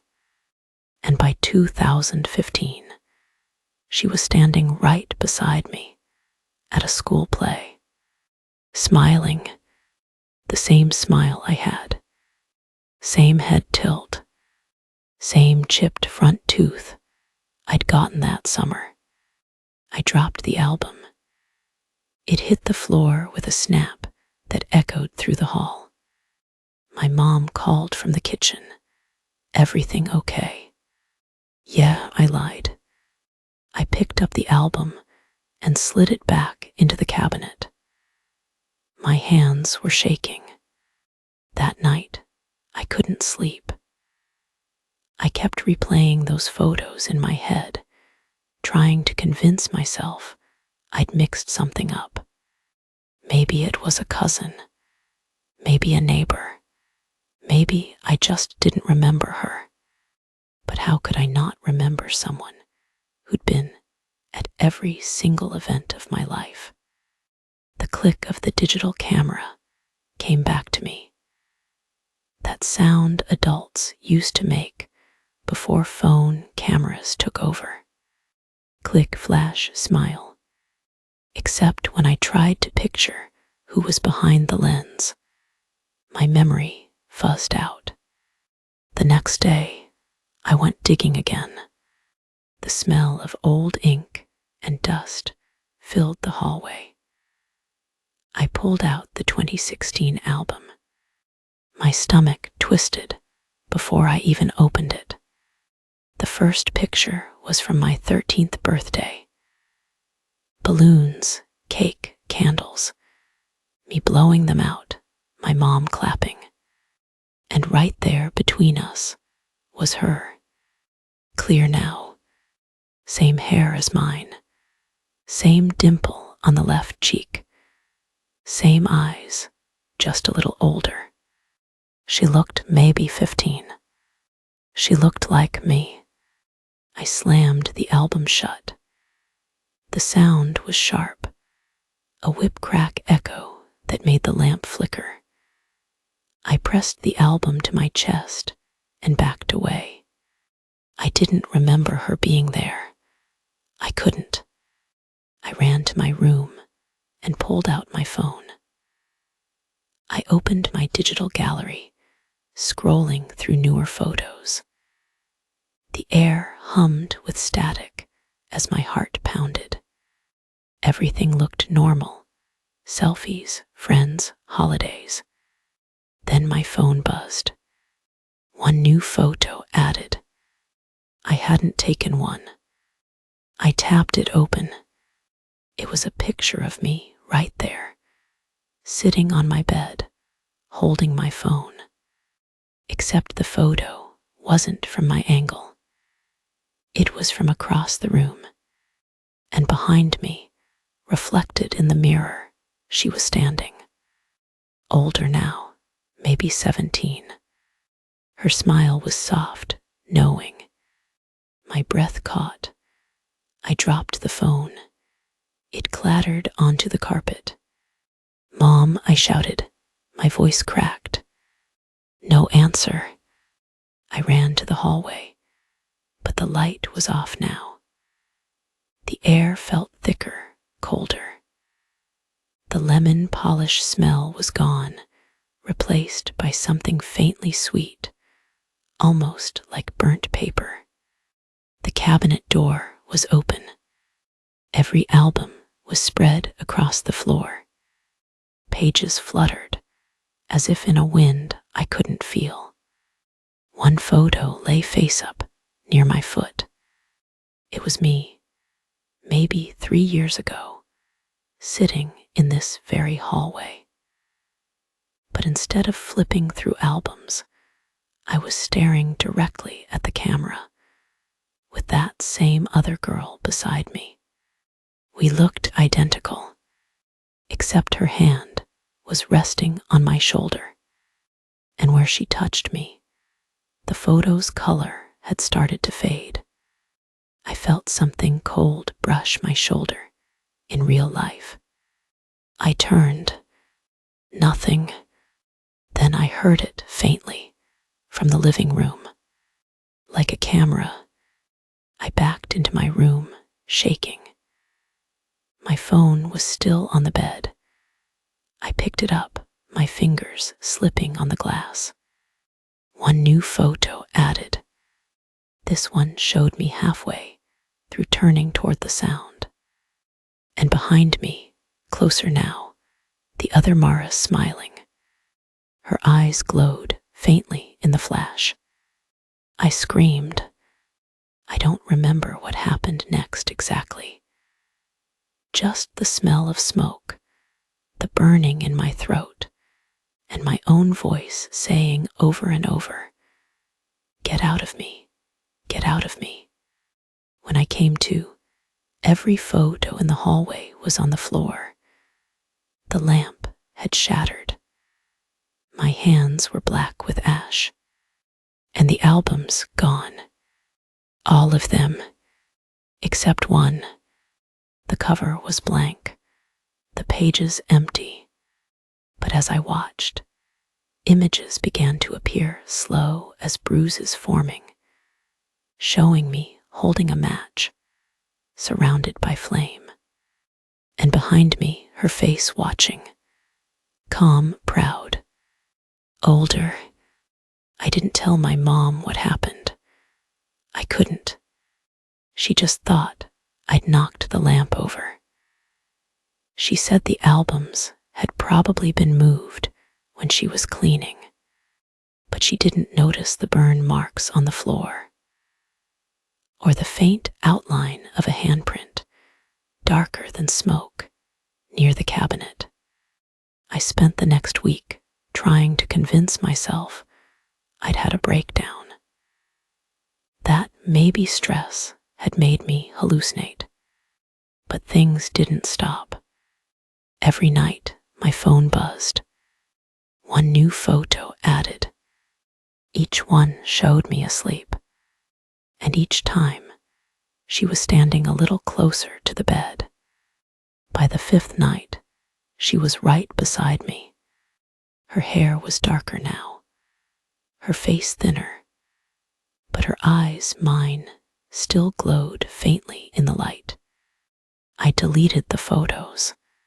I deleted everything. Then I smashed my phone. That night, I dreamed of a flash, white, endless, and a voice whispering, "Smile." When I woke up, my room smelled like burned paper again, and sitting on my nightstand was a small framed picture. It was me, older, maybe 17, smiling at a fire, the reflection of flame dancing in my eyes. It's been 3 months since that night. Mom thinks I'm better now, that the incident was just stress. She even bought a new album, said we should start fresh. I told her I didn't want any more pictures. But yesterday morning, there was a new frame on my dresser. I didn't put it there.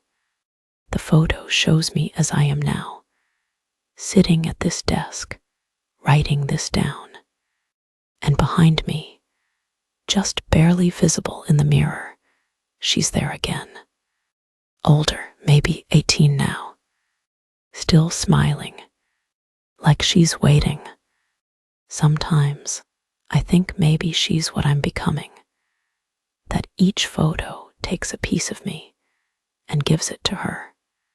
Sometimes I think maybe I'm the copy. Maybe she was always the real one. I tried burning everything again tonight. Every frame, every album.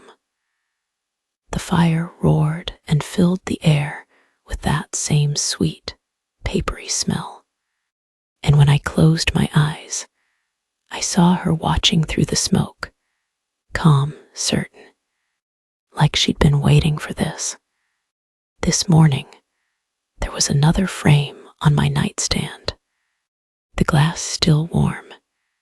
The photo shows me, older again, maybe 20 now, smiling at the flames, my eyes glowing in the reflection. And for the first time, I think I understand what she wanted. She wasn't haunting me. She was becoming me. Soft exhale, whisper. She's still taking pictures. A faint click, camera flash, whispered voice, the same tone, slightly older. Smile.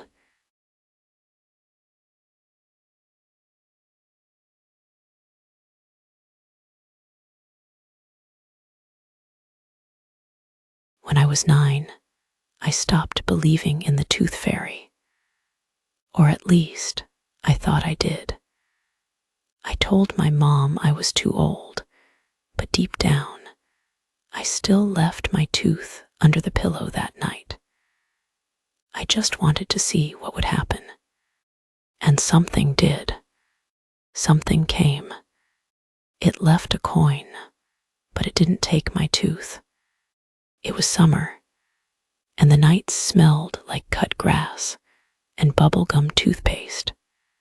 I was 9 years old, too old, Mom said, to still believe in things that lived under pillows. But I didn't tell her that I'd kept the last 3 baby teeth I'd lost hidden in a jewelry box, waiting. Our neighborhood was quiet. Crickets sang outside, and the hum of our old fan circled the room like a lazy breeze. My room was small, with pink walls covered in my drawings, cats with crowns, stars, and one sketch of a fairy with silver wings. I liked fairies. I liked the idea that they came when everyone else was asleep, doing something magical just for me. Mom and Dad were downstairs, laughing at the TV. The light from the screen flickered through the hallway, soft and blue. I brushed my teeth, spit pink foam into the sink, and stared at my reflection, the tiny gap where my front tooth had been. "Goodbye, tooth," I whispered, holding it up. It looked like a tiny white seed, still a little bloody at the root. I didn't know whether to be proud or a little sad. I wrapped it in tissue and slid it under my pillow. Just one more time, I told myself. One last bit of magic before I got too old for it. I lay down, the fan whispering above me. My eyes started to close. Somewhere downstairs, the TV switched to static. I remember the moment it happened. The whole house shifted, like it was holding its breath. That was when I heard it. A faint, dry rustling near the bed, like paper or wings. At first, I thought it was the fan. But the sound was close, too close, coming from underneath my pillow. I froze.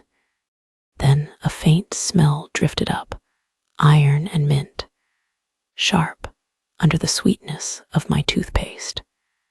I pulled the blanket to my chin, pretending to be asleep. The air around me felt colder, like someone had opened the window, even though I hadn't heard it move. Then something brushed my hair. Soft, careful, a sound like coins clinking, followed, faint but real. My heart thumped so hard I thought the thing could hear it. I wanted to yell for Mom, but my mouth wouldn't work. I just lay there, eyes shut tight, listening to the faintest crunch under my pillow. When I finally opened my eyes, the nightlight glowed against the ceiling. Everything looked normal. I slid my hand under the pillow. My fingers brushed something cold, smooth. A coin, and something else, something small and sharp beside it. I pulled both out. The coin gleamed dull silver in the nightlight. But the other thing wasn't my tooth. It was a piece of fingernail, yellowish and cracked. I screamed. Footsteps pounded up the stairs. Mom burst in, her robe tied crookedly, hair wild. "Violet, what happened?" I held up the coin and the little curved thing. But when she turned on the light, only the coin remained. "You probably dreamed it," she said gently, sitting beside me. She smelled like lavender lotion and tiredness. "You've been reading too many stories." She kissed my forehead. "Sleep, baby." But when she left, the air didn't feel empty. It felt watching. The next morning, I showed Dad the coin. He said it looked old, not like regular money. On one side was a faint engraving of a winged shape, almost rubbed smooth. "Maybe your mom put it there," he said, winking. "Special delivery." But Mom shook her head. "Not me." That night, I decided to test it. I placed another tooth under my pillow, an old one from the jewelry box. I didn't tell anyone. Before bed, I made a circle of my stuffed animals around the pillow, like guards. Teddy, Mr. Bubbles, Miss Cat. The house was quiet. The crickets seemed louder than usual. The fan spun lazily, brushing the curtains against the window frame. I fell asleep to the sound of it, then woke up to something breathing next to my ear. It was soft, almost human, a whisper of air that smelled faintly metallic. The bed dipped, like someone had leaned on it, and then a tiny scrape, like metal on wood, came from beneath the pillow. I kept my eyes shut. I could feel my heartbeat in my teeth. When the pressure lifted, I counted to 10, then 20. I reached under the pillow again. Another coin, cold, heavier this time. I slid it out carefully. The edge was darker, almost sticky. My fingers came away with a faint red smear. Blood. But when I checked the tissue, the tooth was still there. I didn't sleep again that night. The third night, I decided I had to see it. I told myself I was brave, that I was just going to prove it was Mom, sneaking in to keep the game alive. I pretended to sleep, holding my breath, eyes half open. The house was silent, except for the hum of the fan and a far-off drip from the kitchen sink. Hours passed, then a faint fluttering, like the pages of a book turning slowly. A shadow moved at the edge of the bed. I could barely see it, but something pale glimmered near the pillow. Small hands. Or not hands too thin. The fingers jointed strangely, bending backward as they lifted the pillow's edge. Under the faint nightlight, I caught a glimpse of it. Something crouched beside the bed, its shape childlike but wrong. Its hair was thin and white, hanging like spider silk. Its skin shimmered faintly, stretched too tight over the bones. It tilted its head toward me. I saw the mouth, small, sharp, full of teeth like tiny coins. Then it leaned close. I could feel the whisper of breath against my cheek. "Good girl," it murmured. The voice was high and paper-thin, like someone trying to remember how to speak. I wanted to scream. I couldn't move. It reached out and pressed something cold and round into my hand. A coin, wet and heavy. Then, from somewhere deep in its throat, came the faint sound of clinking, like hundreds of coins tumbling together. I jerked back, hitting the headboard. The nightlight flickered wildly. For a second, the thing's face was clear, a mix of skin and bone, the mouth too wide, the eyes hollow as dimes. Then, in a flurry of grayish feathers and dust, it was gone. I screamed until my parents came running. They found me shaking, clutching the coin. "Violet, it's okay," Dad said, trying to pry it from my fingers. But when he touched it, he dropped it instantly. His hand came away streaked red. Mom grabbed it with a tissue and flushed it down the toilet. No one said anything for a long time. That morning, I found a faint trail of silver dust on my bedsheet, like something had dragged across it. Mom washed everything. She threw away my pillow. But that night, I could still smell the faint trace of mint and metal, even after she'd cleaned. When the lights went out, I heard a faint scratching beneath the bed. Not loud, more like something rearranging itself. And then a clink. I never saw it again. Not really. But for weeks, every time I lost a tooth, I buried it in the garden instead of under my pillow. I told Mom I didn't believe anymore. Still, sometimes when I woke up, I'd find a coin sitting on the windowsill, dull silver, always wet, always cold. Years passed. I grew up. Now I'm 29. I still live in the same town. Sometimes, when I can't sleep, I go through my old childhood things.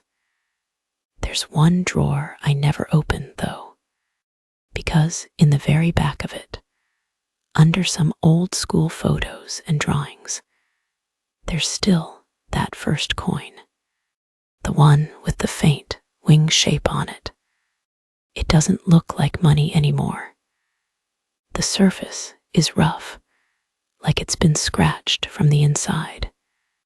And sometimes, when the night is quiet enough, I can hear it, a faint metallic sound, like something waiting under the pillow. I never stopped believing.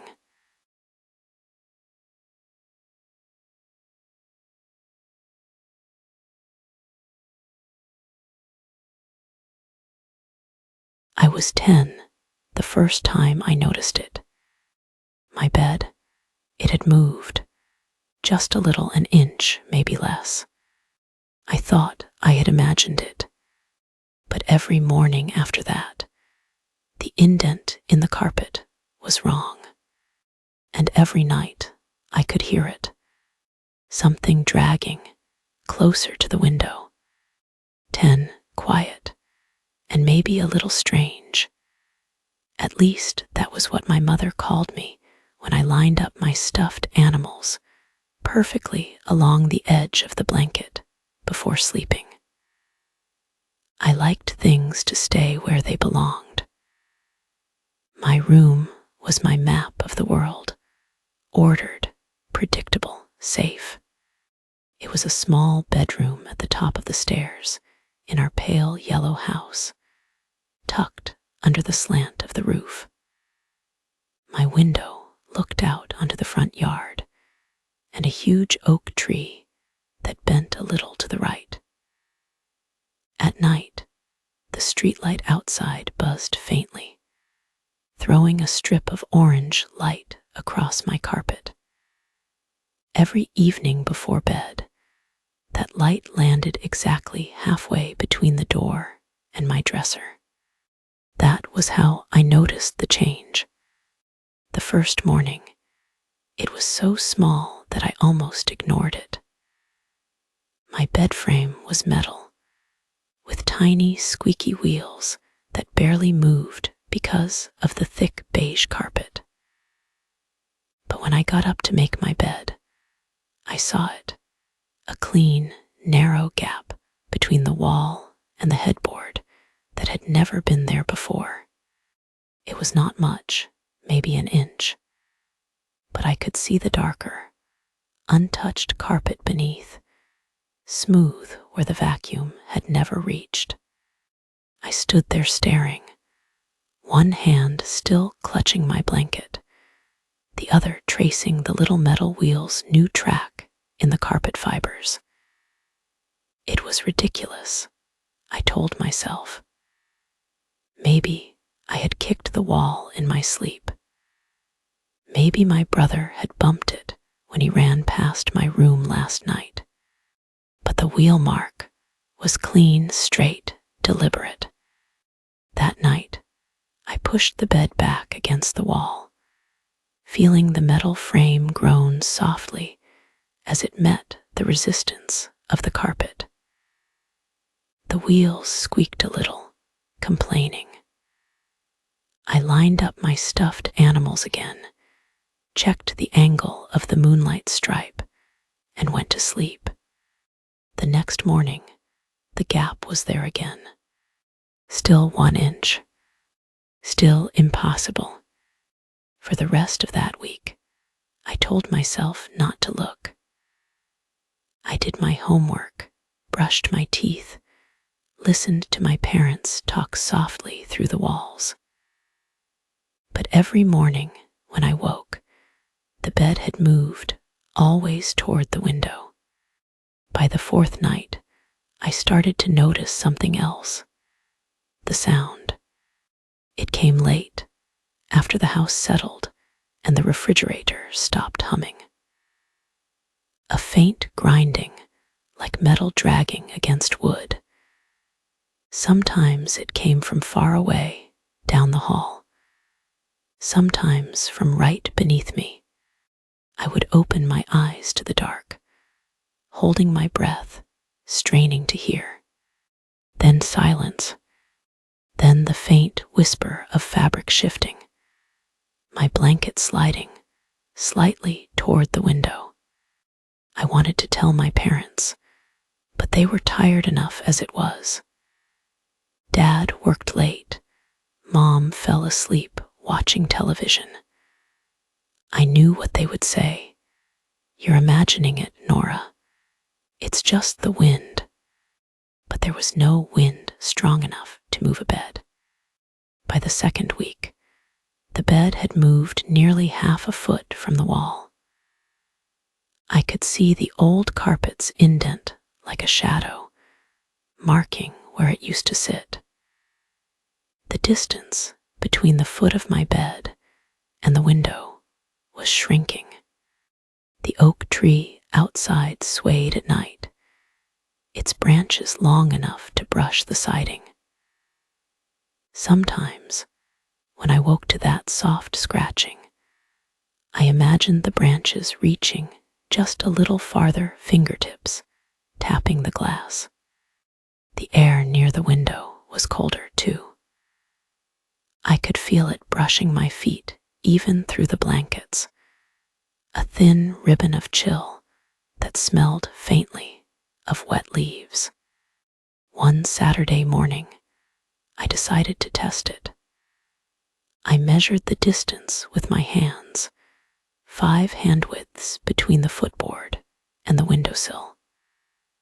I wrote it down in my notebook and drew a tiny sketch. That night, I barely slept. I kept turning over, staring at the glow of the streetlight on my wall, counting the squeaks of the bed springs whenever I moved. When I finally drifted off, I dreamed of sliding, slow, heavy movement under me, as though the floor itself were shifting. In the morning, there were 4 hand widths left. I felt sick. I told my mother that day. She laughed, brushing crumbs from the kitchen counter. "It's on wheels, sweetheart. It probably just rolls a bit when you get in or out." "But I push it back every night," I said. "It moves when I'm asleep." She kissed my head. "Then stop pushing it. Let it stay where it wants. It's only furniture." Only furniture. But that night, when I climbed into bed, I pressed my palms against the wall behind me. I waited until I heard my parents' bedroom door close, then whispered into the dark, "Stop moving." No answer, only the hum of the streetlight outside. But a few minutes before midnight, I heard it again, that faint, deliberate scrape. It came in bursts, a sound, then a pause, another sound a little closer. I sat up. The moonlight fell across my blanket now, catching the edge of my stuffed bear's glass eye. I held my breath.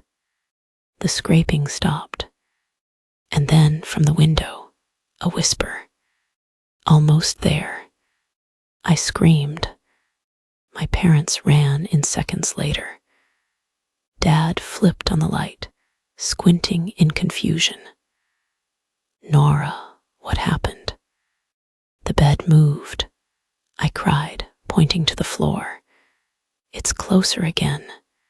It's moving every night."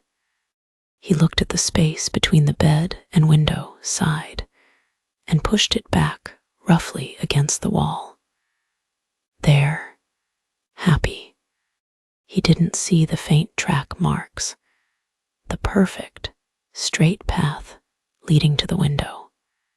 The next day, I refused to nap, refused to be alone in my room. I stayed downstairs, helping Mom fold laundry. By nightfall, I was exhausted, too tired even to protest when she told me to go to bed. I kept the light on. I lined up all my stuffed animals to face the window. For hours, nothing happened. The air grew colder, the streetlight hummed. My eyes fluttered shut. Then creak. It was faint, but unmistakable. Creak, grind, pause. The wheel turned. I held my breath, frozen under the covers, too afraid to move. Another inch, and another, then silence. I waited until dawn before daring to look. The bed was nearly at the window now, maybe 2 hand widths away. My drawings in the notebook no longer matched reality. I stopped telling anyone after that. I did not want to hear laughter again. A week later, something new happened. When I woke, I saw small smudges on the wall where the headboard had been dark, almost like fingerprints. 4 of them. They were long, thin, spaced unevenly. The air in the room smelled damp, like earth after rain. I told myself it was just dust, that I was tired, that my mind was making patterns where there were none. But that night, I dreamed again. I saw the oak tree outside, its trunk splitting open like a mouth. Something pale stepped out, dragging itself across the grass, slow and steady. When I woke, my feet were cold, the blanket half pulled toward the window. By the time the bed was one hand width away, I had stopped sleeping altogether. I started leaving a flashlight on my nightstand. I pressed heavy books against the wheels. I even tied one leg of the bed to the dresser with my jump rope. But every morning the rope was loose. The books were gone. The bed had moved. Always forward. Always closer.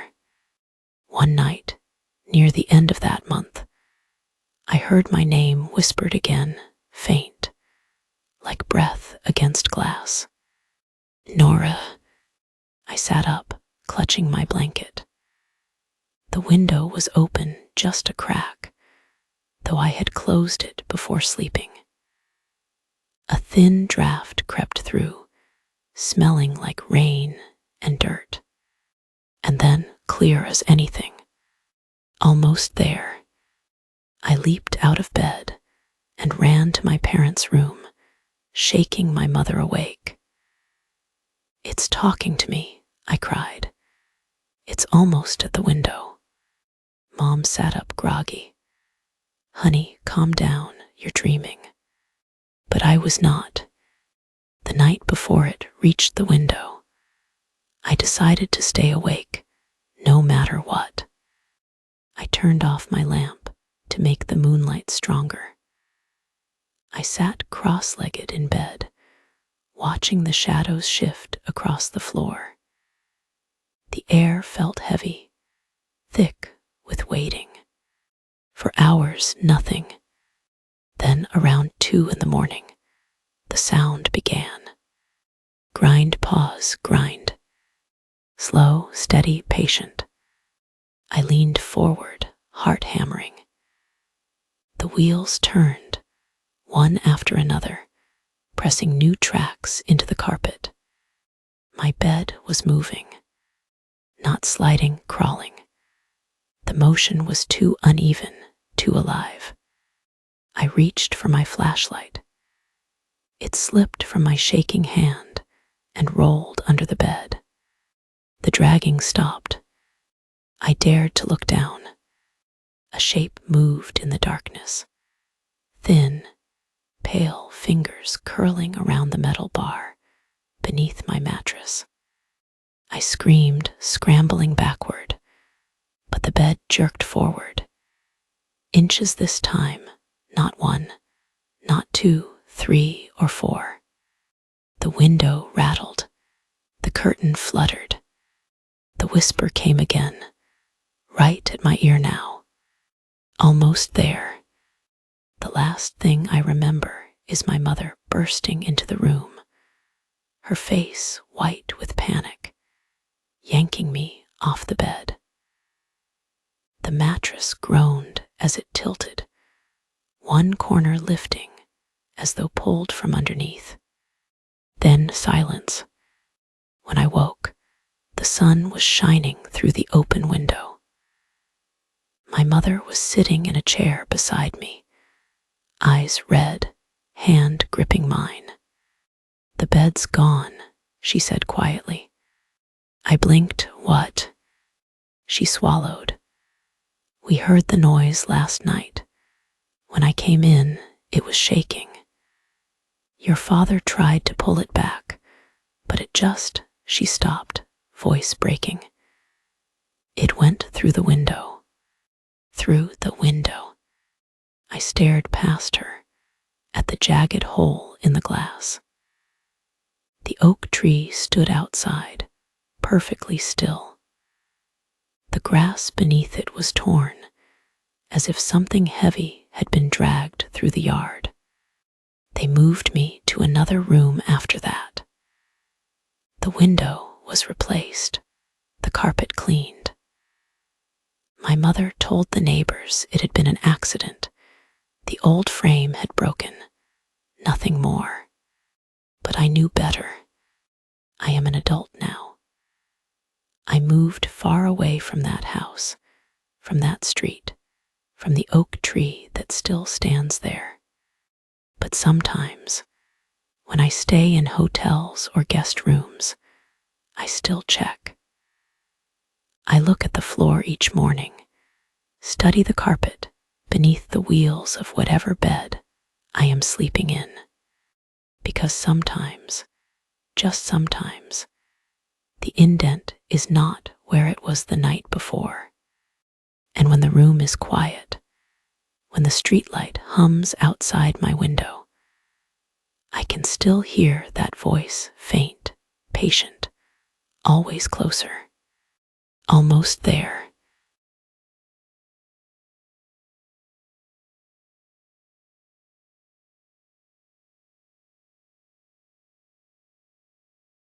I am not supposed to play hide and seek alone, but someone is counting in my closet, and I cannot remember who started the game. Rain taps against the window in uneven rhythms, soft at first, then harder, like fingers drumming on glass. The sky outside is gray and bruised, early evening sliding toward night.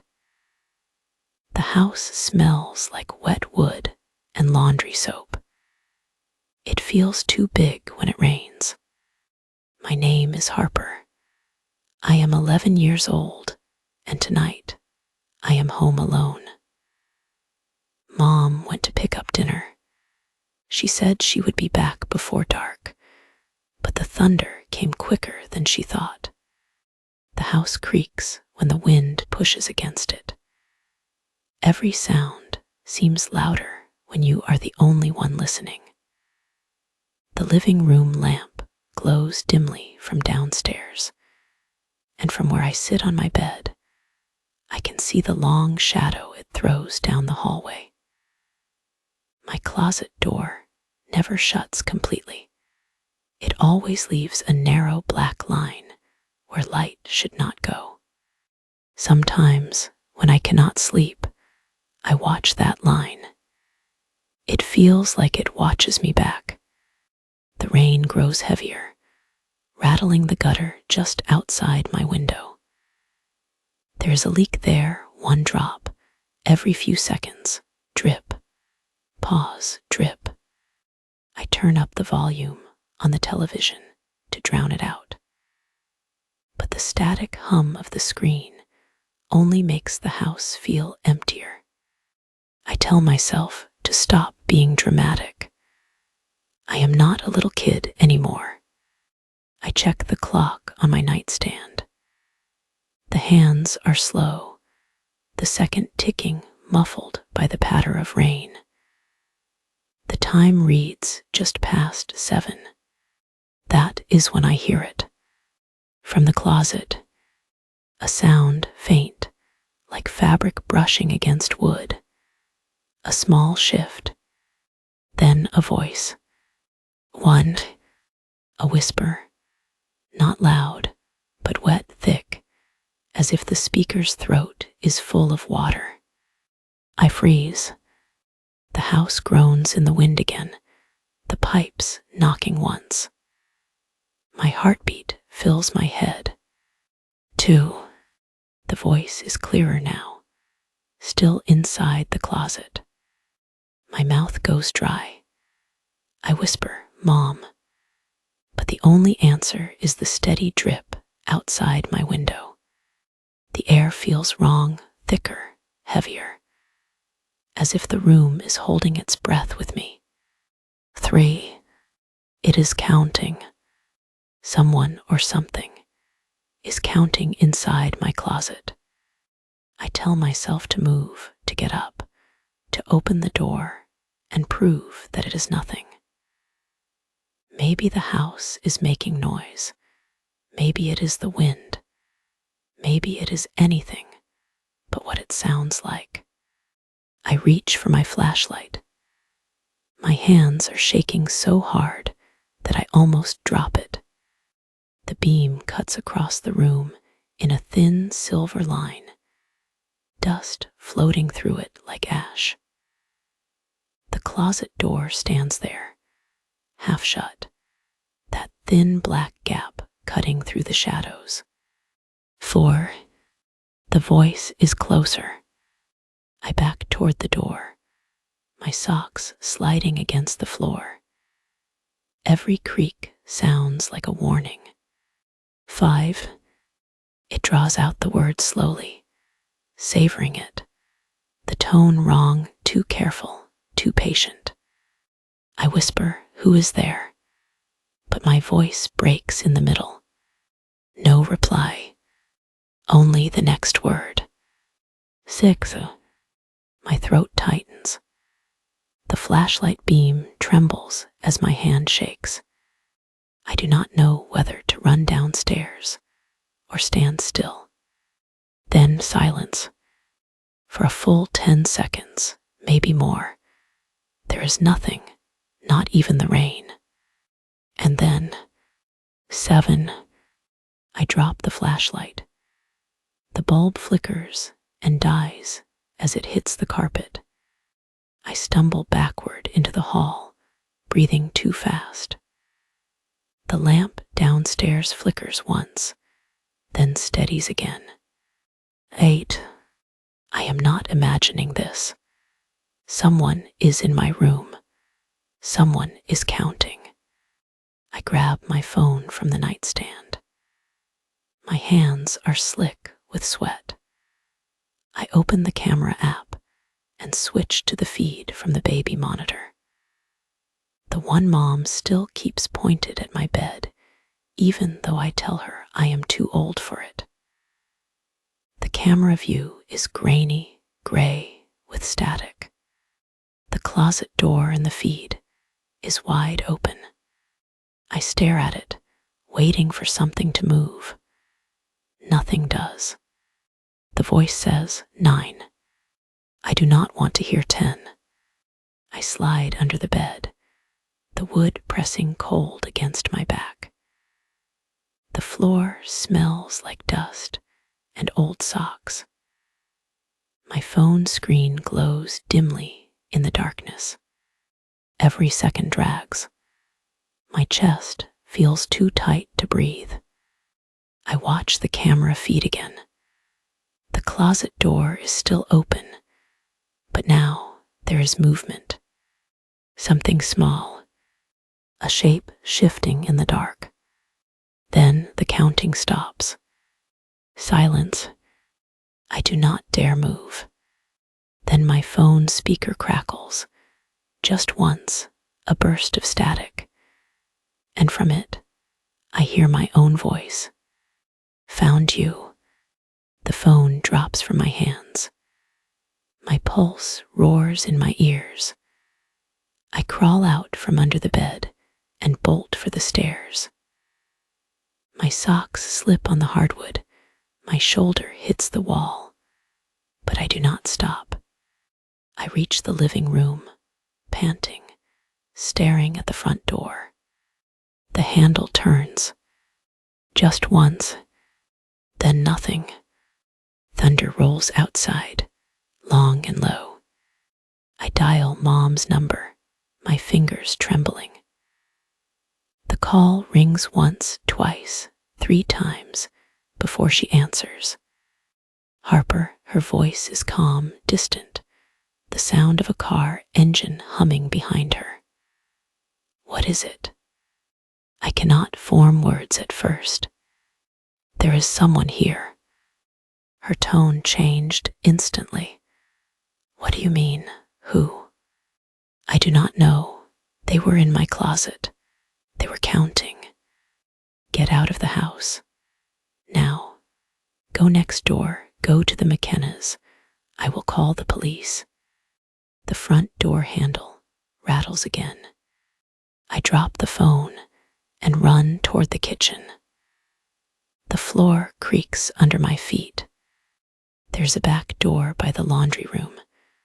I grab the handle and pull. It does not move. Locked. I twist harder. Nothing. Behind me, the television turns on by itself. White static filling the living room. Then from the hallway upstairs, faint but clear. 1. The sound moves through the house like a slow heartbeat. 2. I back away, eyes fixed on the stairwell. 3. Each number is louder than the last, echoing off the walls. 4. I grab a knife from the counter, but my hand is shaking so much that the blade trembles. 5. The light in the kitchen flickers once, twice, then steadies again. 6.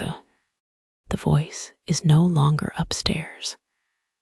It is halfway down the steps. I press my back to the door. 7. The thunder outside swallows the sound for a moment, but I still hear it, slow, deliberate. 8. The air feels charged, humming, like the moment before lightning strikes. 9. The final number does not come. I cannot hear anything except my breathing and the rain.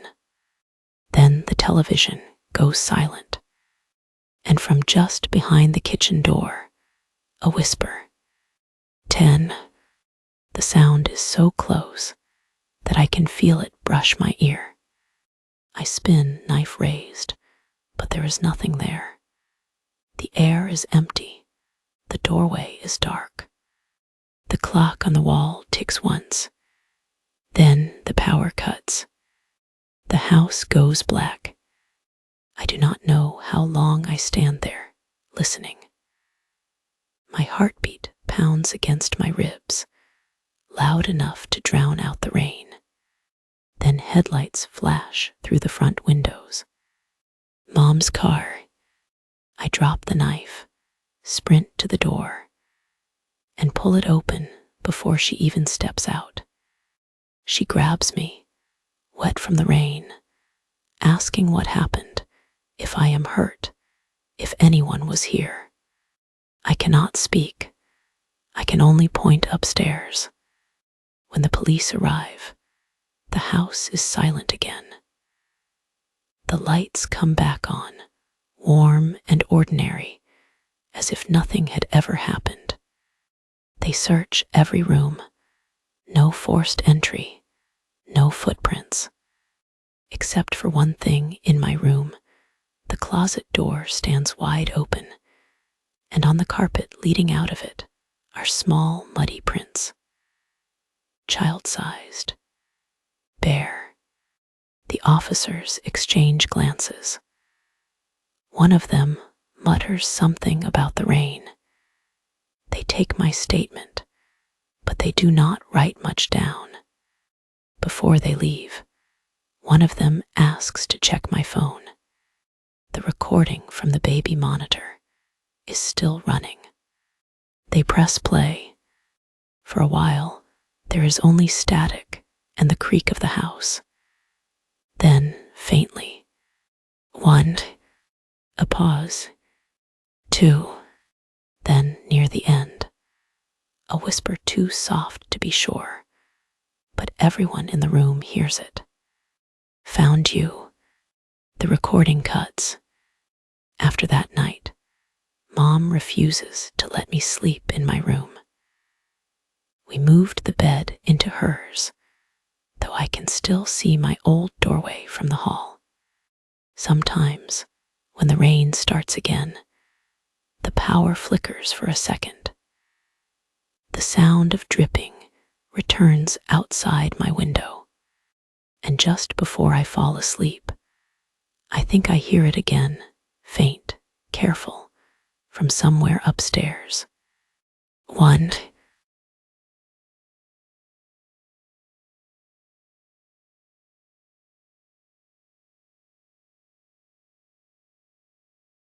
You know how some closets never really close all the way.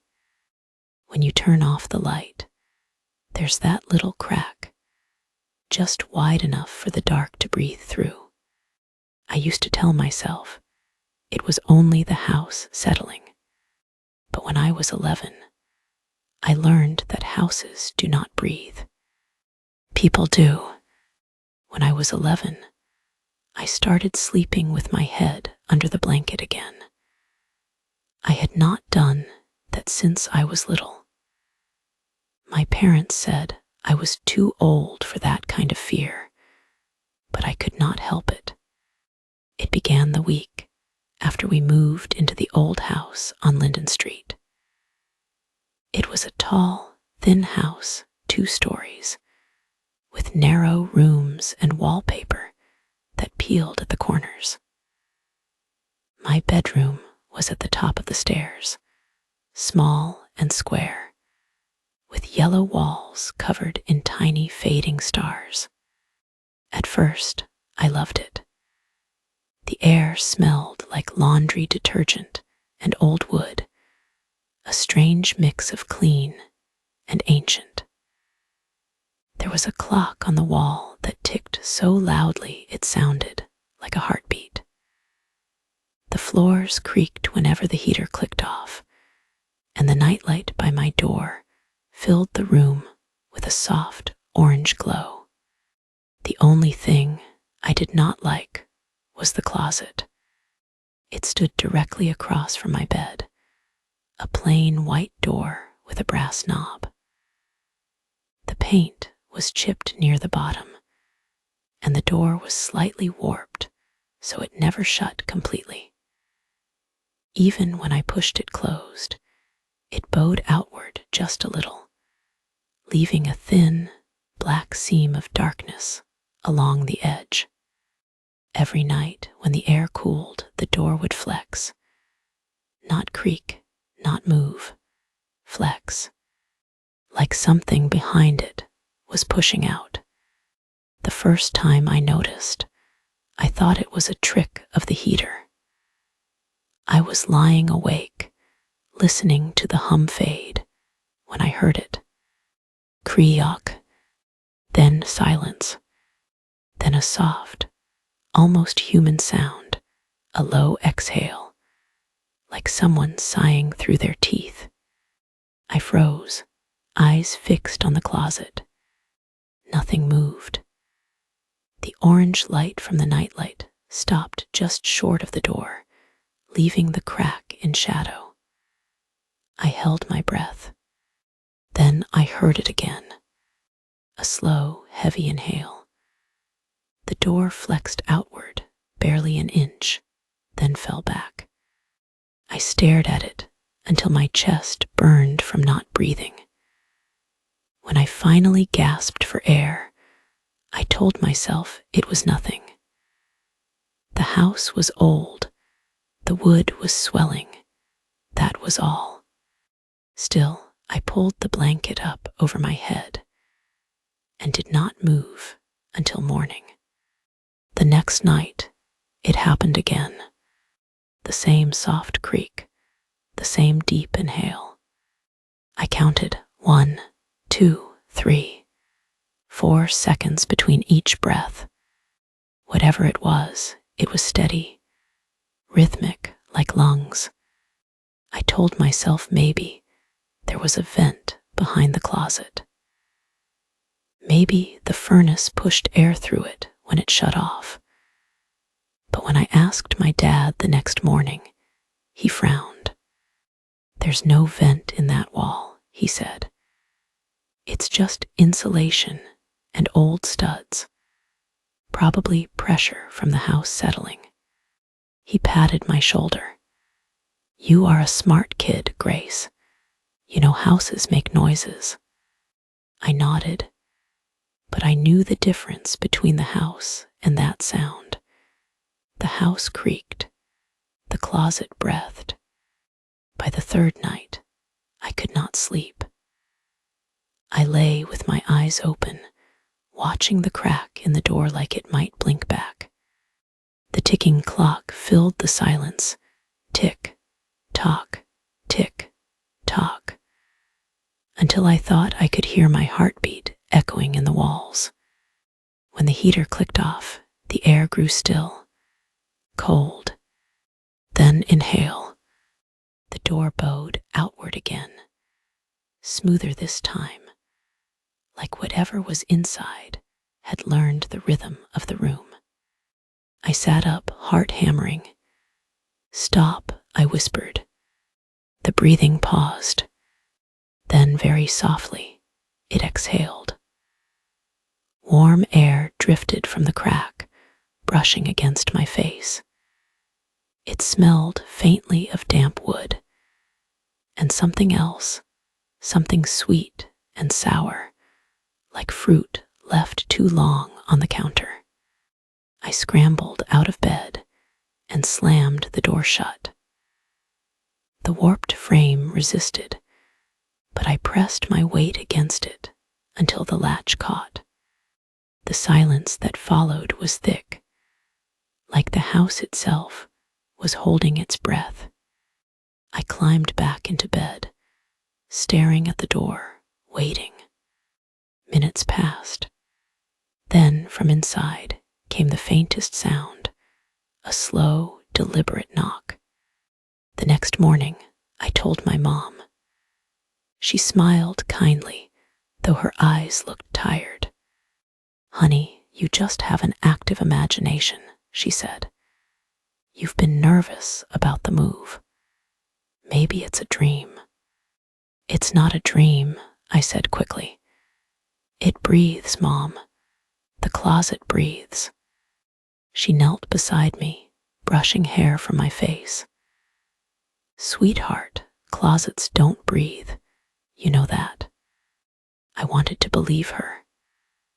I wanted to laugh and feel silly for saying it. But when I went back upstairs, the air in my room still smelled faintly of that same sweet, rotting scent, and the inside edge of the closet door was damp to the touch. For days, it kept happening. Always after midnight. Always the same rhythm: inhale, exhale, inhale. Sometimes it was faint, like the sound was deep inside the wall. Other times it was louder, closer, almost like the door itself was alive. I started keeping a flashlight by my bed. I told myself I would catch it. I would see whatever was inside. The night I finally tried was the worst one of all. The clock read 12:34. The heater had just turned off. I lay still, flashlight clutched tight, staring at the door. At first, nothing. Then slowly, the door flexed again. Inward this time, like something was sucking the air out of the room. The orange glow from my nightlight flickered.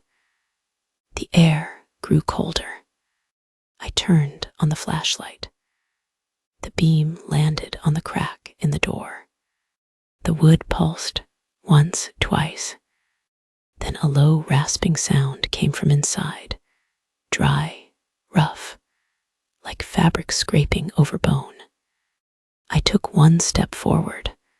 My hand shook. "Hello," I whispered. The sound stopped.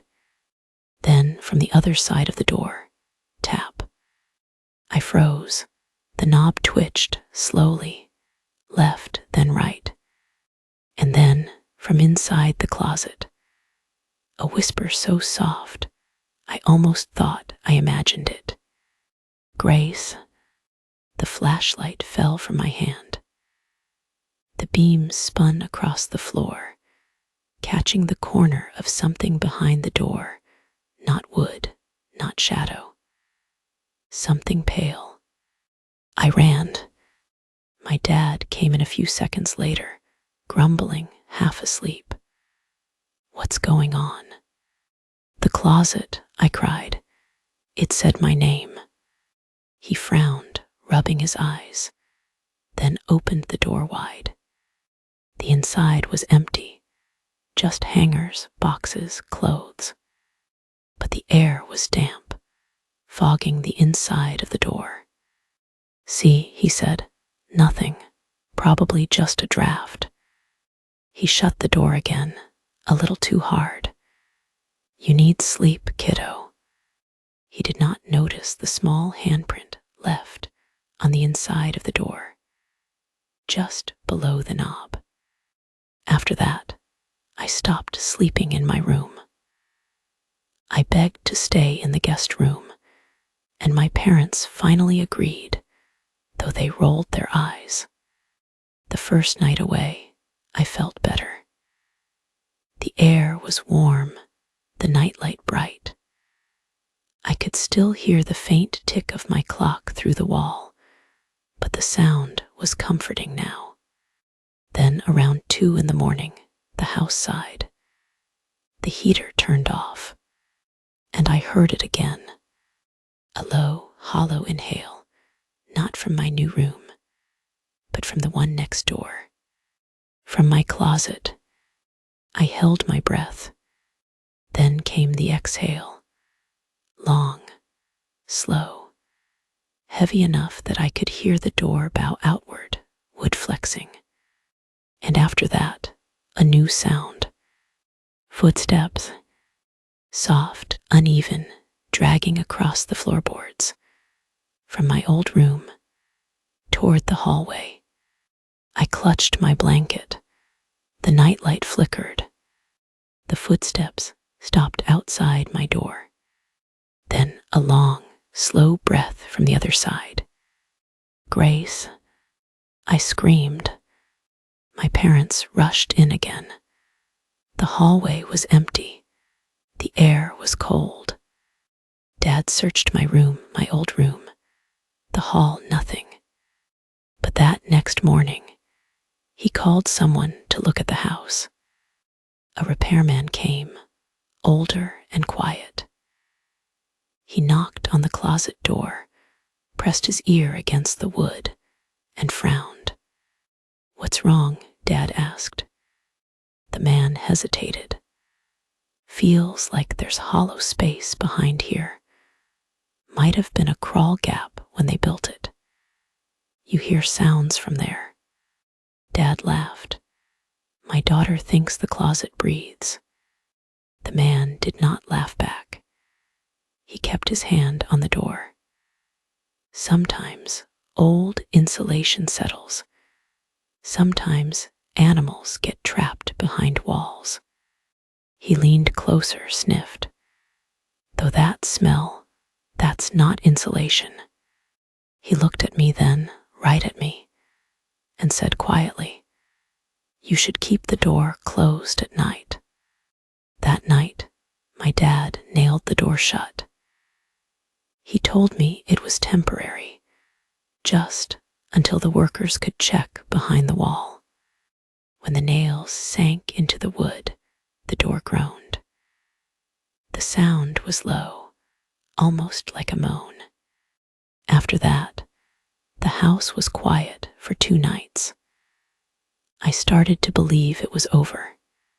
Then, on the 3rd night, I woke up to the sound of wood splintering. It was coming from my room, from the closet. Crack, pop, creak. I sat up, staring at the dark outline of my old door across the hall. The wood flexed outward, pulling against the nails. One by one, they began to lift, tiny metallic clicks that echoed through the still air. Then came the breathing again, louder now, faster. Inhale, exhale, inhale. The final nail popped loose. The door opened. I could not see much. Only the faint orange light spilling from my nightlight into the hallway. But I could hear it, the breath closer, and with each inhale, the air in the hall grew warmer, heavier, until I could smell it again, that sweet, rotting scent. Something shifted in the dark. Not footsteps this time, crawling. I buried myself under the blanket, praying it would stop. The breathing grew louder until it filled the room. Then silence. A moment later, a soft hand pressed against the outside of my blanket, right over my heart. I stopped breathing. The hand stayed there for 1, 2, 3 heartbeats. Then it slid away. When I finally found the courage to look, the hallway was empty again. The closet door hung open, the wood wet with condensation. My parents never believed me. The next morning, the door was still open, but whatever had come through was gone. They called the repairman again, and when they opened the wall, they found nothing. No animals, no pipes, just empty darkness between the studs. But the inside of the door was damp, and the wood was warm to the touch. I am grown now. I live in a house of my own. My closet door closes perfectly. But sometimes, when the heater shuts off and the air goes still, I hear that same slow breath in the walls. Inhale, exhale, and when I check the door, there's always a faint strip of warmth along the edge, as if something on the other side has been waiting patiently for me to fall asleep.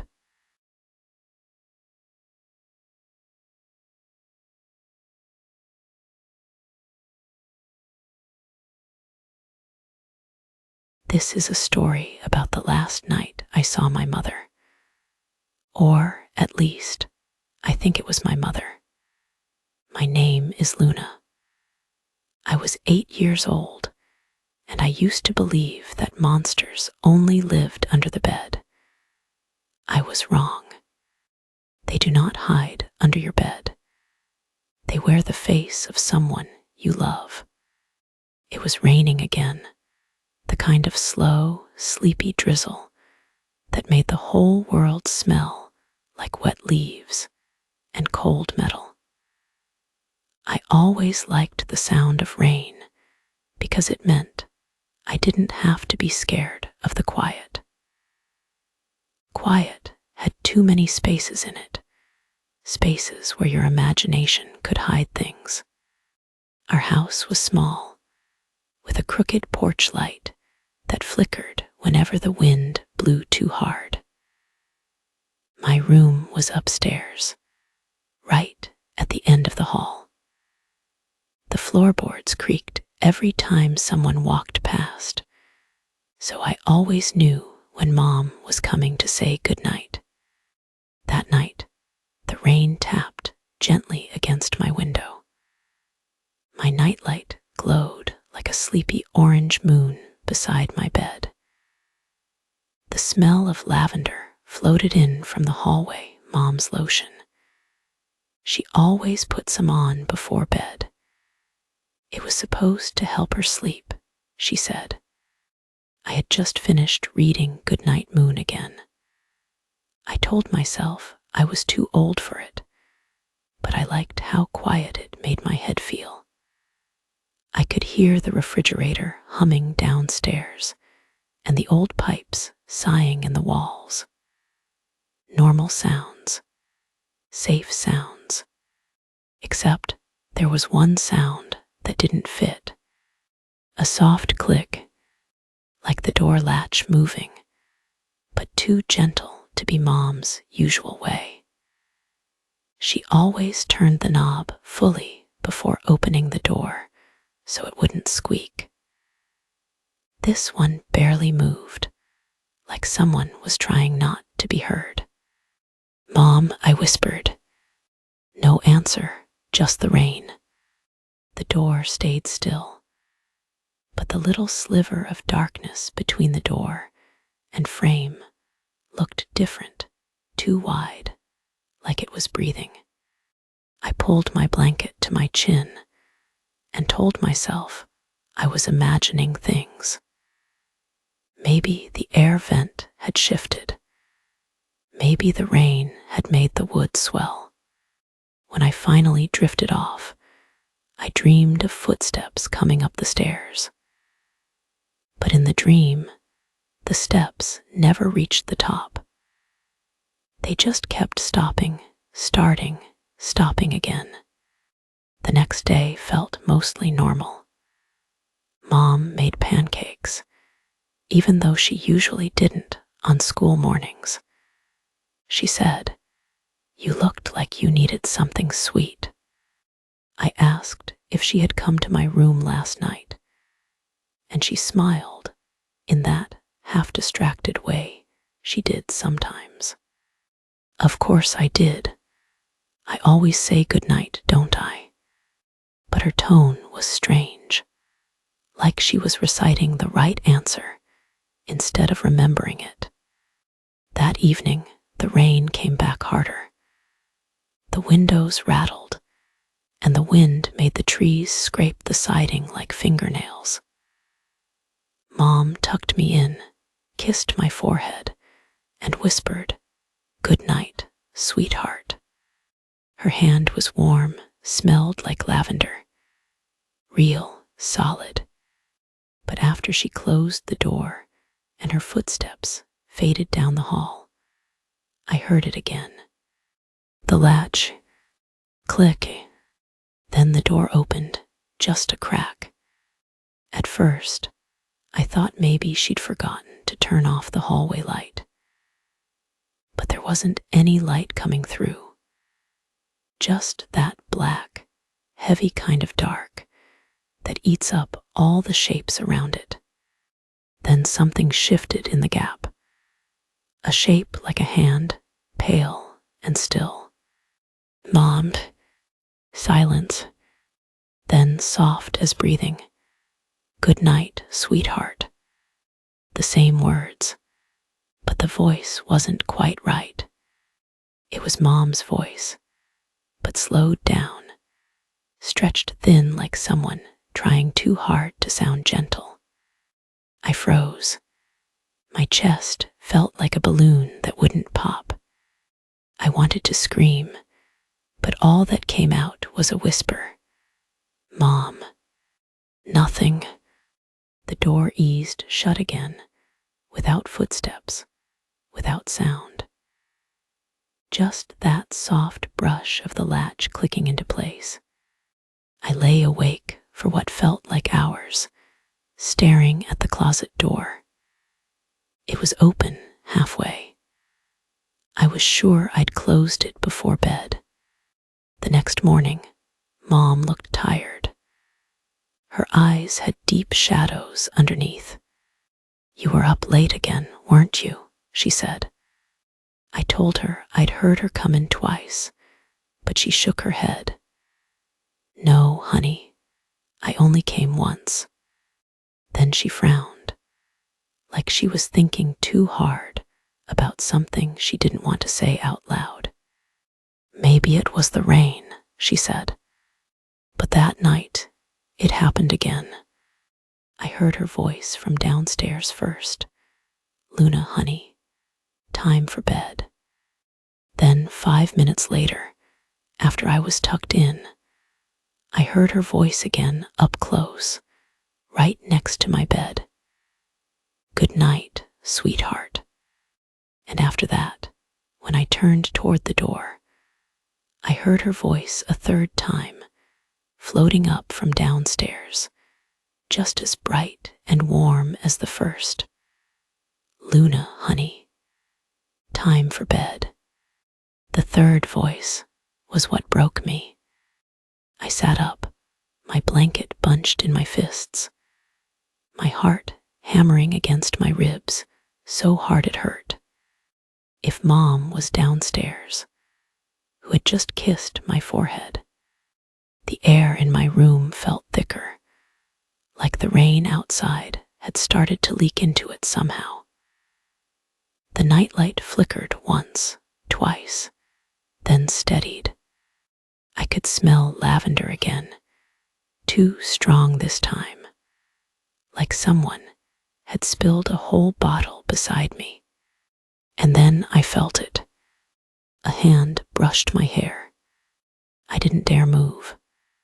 My breath hitched so sharply, I tasted copper. The hand slid down, cupping my cheek.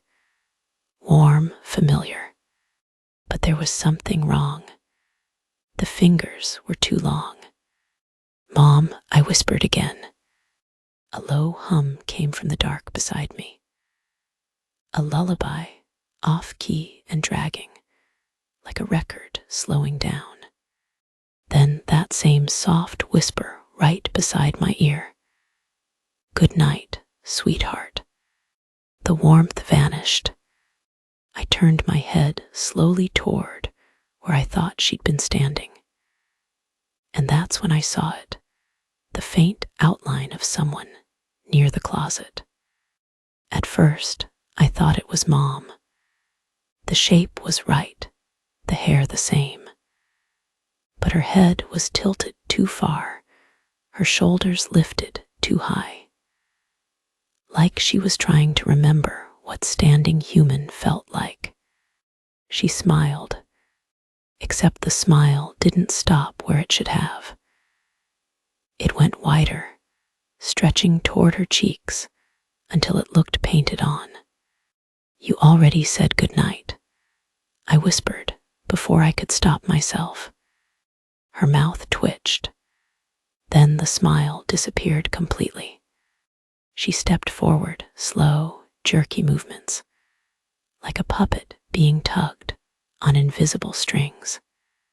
My hand found the flashlight on my nightstand. I fumbled with the switch, and when the beam hit her face, I wished I hadn't. It was Mom's face, but wrong. The eyes were flat, glossy, too big. The skin around her mouth was too tight, stretched over teeth that were all the same size. The lavender smell was so strong it made me gag. Then behind her faint, but real, I heard the real Mom's voice from downstairs again, calling up. "Luna, are you still awake?" The thing's head snapped toward the sound. Its mouth twitched again, trying to form words. Then, without warning, it dropped to the floor, crawling on all fours toward the closet, joints bending backward as it moved. The door slammed shut behind it with a sharp, clean click. I screamed. I don't remember deciding to, but the sound tore out of me. Mom came running up the stairs. The hallway light flooded the room, and the lavender smell faded like smoke. She gathered me in her arms, her heart pounding fast against my ear. "What happened? Luna, what happened?" All I could do was point at the closet. She opened it. There was nothing inside except my clothes and a box of toys. But on the inside of the door, near the handle, was a smear of something grayish, like wet ash. Mom wiped it away with a tissue, pretending not to see her own hands shaking. That night, I slept in her bed. She kept the light on. Neither of us talked about what happened. But around 3 a.m, I woke up. The rain had stopped, and from down the hallway, through the half-open door, I heard it again. Click, the sound of a latch. Then faintly, "Good night, sweetheart." We moved out a month later. Mom said she wanted a fresh start, somewhere drier, warmer. She never explained why she refused to pack anything from my old closet. Sometimes I think about that night and wonder if it was just a dream. But every time I smell lavender, my stomach twists. I'm older now, 13. I sleep with the lights off, mostly. But sometimes, on rainy nights, I wake up to the sound of a latch clicking. Once, a few weeks ago, I heard Mom come into my room after midnight. She sat on the edge of my bed and brushed my hair. I could feel her hand trembling. When she leaned close and whispered, "Good night, sweetheart," I smelled lavender again. But the next morning, she told me she hadn't left her room all night.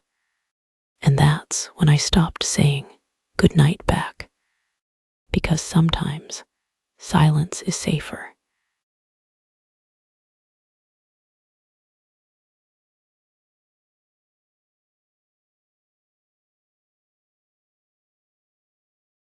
When you are 8 years old, the world is full of sounds that do not have names. The hum of the fridge, the creak of the stairs, the soft scrape beneath your bed when the house goes quiet.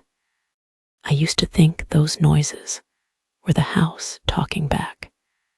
But now, when I hear breathing in the dark, I remember the first time something under my bed said my name. When I was young, I decided I would not be afraid of the dark anymore. My parents had told me I was too old for my rocket nightlight, so I unplugged it myself, even though it made my stomach twist to do it. I wanted to be brave, like the kids in the movies, the ones who left their doors open at night without worrying about what might come in. My room was small but cozy. Glow-in-the-dark stars dotted the ceiling, and the wooden floor creaked with every step.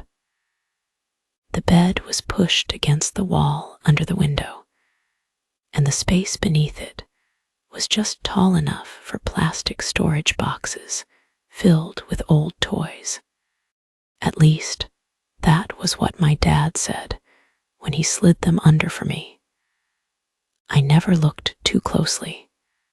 Outside, cicadas hummed endlessly, their song mixing with the faint orange glow from the street lamp beyond my curtains. The hum used to soothe me, like a lullaby that said, "The world is still awake, even when you are not."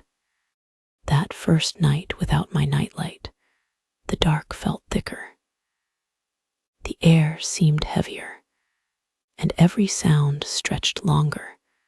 The sigh of the house settling, the distant bark of a neighbor's dog. Then came another sound, soft, steady, beneath me, breathing. At first, I thought it was my own, that maybe the wooden floor under the bed was echoing it back somehow. But the rhythm was wrong. It was slower, too slow.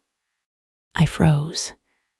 The breathing stopped, and after a long pause, I heard the faintest rustle, like fabric shifting in the dark. I told myself it was a toy falling over in the box below. I shut my eyes tight and whispered, "Good night," like that could seal me inside my blanket fortress. But as I started to drift toward sleep, I heard it again, breathing, closer now. The next morning, I told my mom.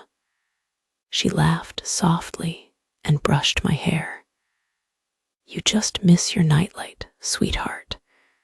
You know there's nothing under your bed." I nodded, pretending to believe her. But when she left for work, I knelt by the side of the bed and lifted the sheet that hung over the edge. Nothing, just the storage box's dull gray plastic, lids covered in dust. I reached under to touch one. The air was cold. It smelled faintly of dirt, like the yard after rain. I told myself that was normal. Houses had smells. Still, I could not shake the feeling that the space beneath me was not empty. That night, I kept the blanket pulled up to my chin. I listened hard. At first, only the familiar sounds, cicadas, the quiet tick of my rocket nightlight, even though it was unplugged, the faint hum of the street lamp outside. Then the house sighed as the air conditioner turned off. And there it was again. Inhale, exhale, inhale. The breathing came from directly beneath my mattress this time. Shallow, wet, human. I held perfectly still. After a few minutes, I whispered, "Hello." The breathing stopped. Silence swallowed the room whole. I started to think maybe it had been in my head, that I had scared myself for nothing. Then from under the bed came a whisper. "Hello." I screamed.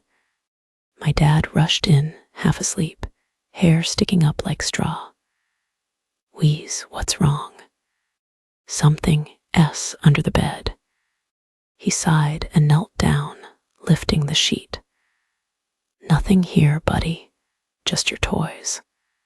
He reached under and banged a fist against the boxes. "See, plastic, no monsters." I stared, because one of the boxes, the farthest one, had shifted, just a little. When he stood and left, I saw the shadow of that box still trembling. The next day, I told the boy next door, Sam. He was older, 10, maybe 11. And he had that smug grin older kids get when they think you are gullible. He said, "You know what you should do? Talk to it. What if it talks back? Then tell it to stop." That night, I lay in bed staring at the ceiling. I waited. The breathing came quicker this time, impatient, like it had been waiting for me too. My throat felt dry. My chest hurt from how fast my heart was beating. "Stop," I whispered. The breathing paused. Then a soft, drawn-out sigh. "Stop," I said again, louder. It laughed, a quiet, rasping giggle that made the hairs on my arms rise. I threw the blanket over my head. I could still hear it. "Wesley." It said my name, not all at once, slowly, like it was learning how to shape the syllables. Weasley. I bit my lips so hard I tasted iron. I wanted to call for my dad, but if I moved, it would know I was awake. Then came another sound, the faint tick of plastic. My nightlight flickered. It was unplugged, but it flickered once, twice, then glowed faintly red. A pulse of light rolled across the floor, and for a split second, I saw something move beneath the bed. Not big, not human, just a hand, gray and too thin, with long fingers that dragged against the wood before curling back into the dark. I slept on the floor of my parents' room that night. They told me it was a nightmare, but when Mom came to make my bed the next morning, she frowned. "Did you spill something?" There was a dark stain on the carpet, right where the hand had been.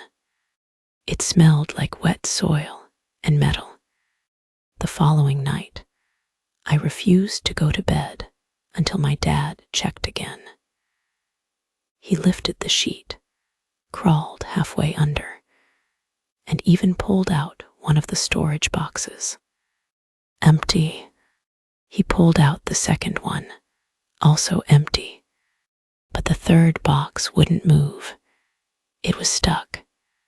He tugged harder, grunting, until it slid free with a sound like something sucking against the floor. Behind it, the carpet was damp. Probably spilled juice, he said quickly, avoiding my eyes. But I hadn't had juice in my room for weeks. That night, he let me keep the door open and the hallway light on. It did not help, because when the lights went out in the hallway later, I heard it again. A soft scratching under the bed, then a low hum, almost like a song without words. And underneath the hum, faint but clear, Wesley.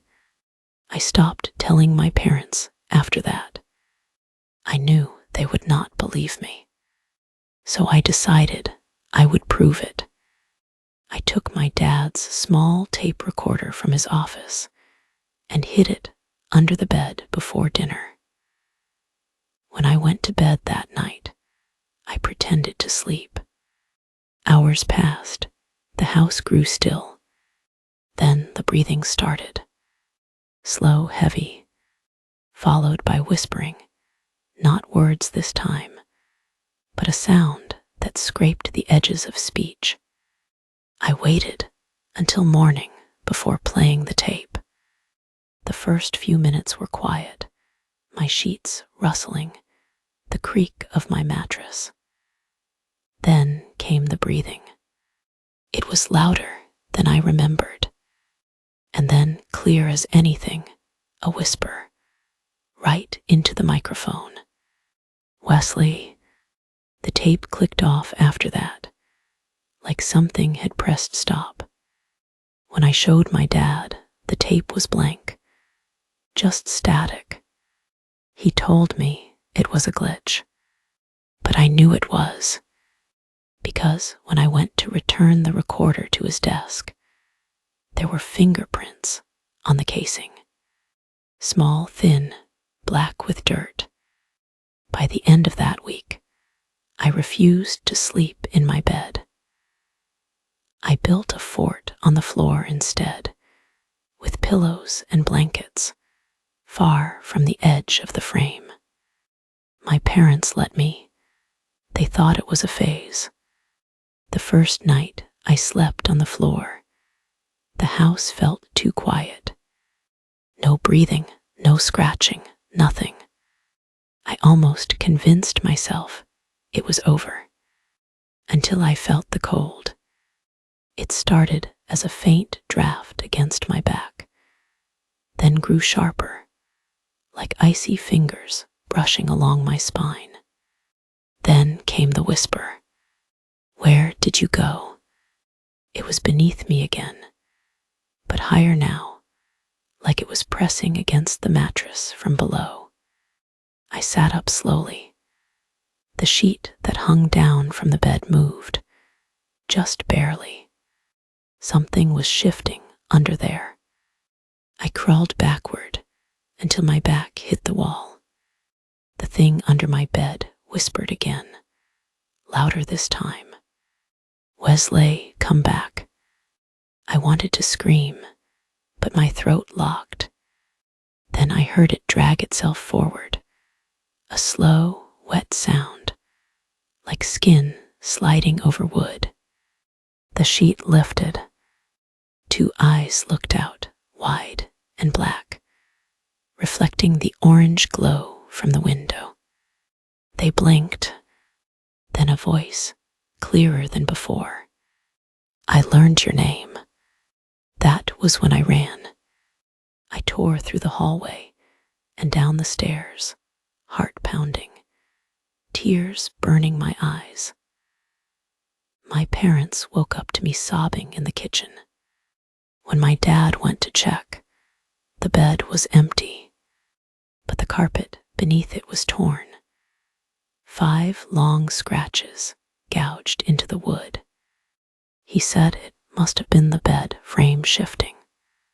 They bought me a new bed that weekend, one with drawers built underneath, so there was no space below. I never used it. The last night I ever slept in that room, I woke to the sound of my name again. Not whispered this time, spoken. Wesley. It came from above me. I opened my eyes and saw the ceiling dark, smooth, still. Then slowly, the voice came again. Down here, the drawers beneath the bed creaked open one by one, as though something inside was stretching. I ran again. After that, I slept on the couch for a month. When I was older, my mom told me something she thought was funny. When they finally sold the house, the new owners had pulled up the carpet in my old room to redo the floors. Beneath it, in the wood, they found tiny marks, like fingerprints, burned into the grain. She laughed and said, "Must have been mold or something." But when she showed me the photo, I counted 5 of them. A handprint, small, thin, right where my bed used to be. Now I am grown. I live alone. But I cannot sleep unless my bed touches the floor.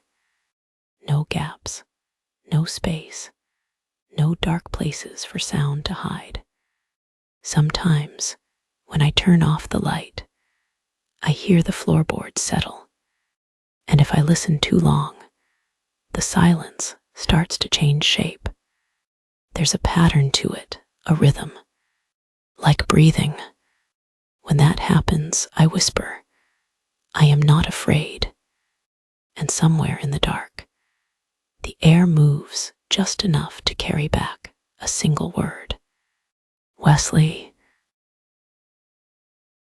As always, thanks for listening. Sleep tight, shadows.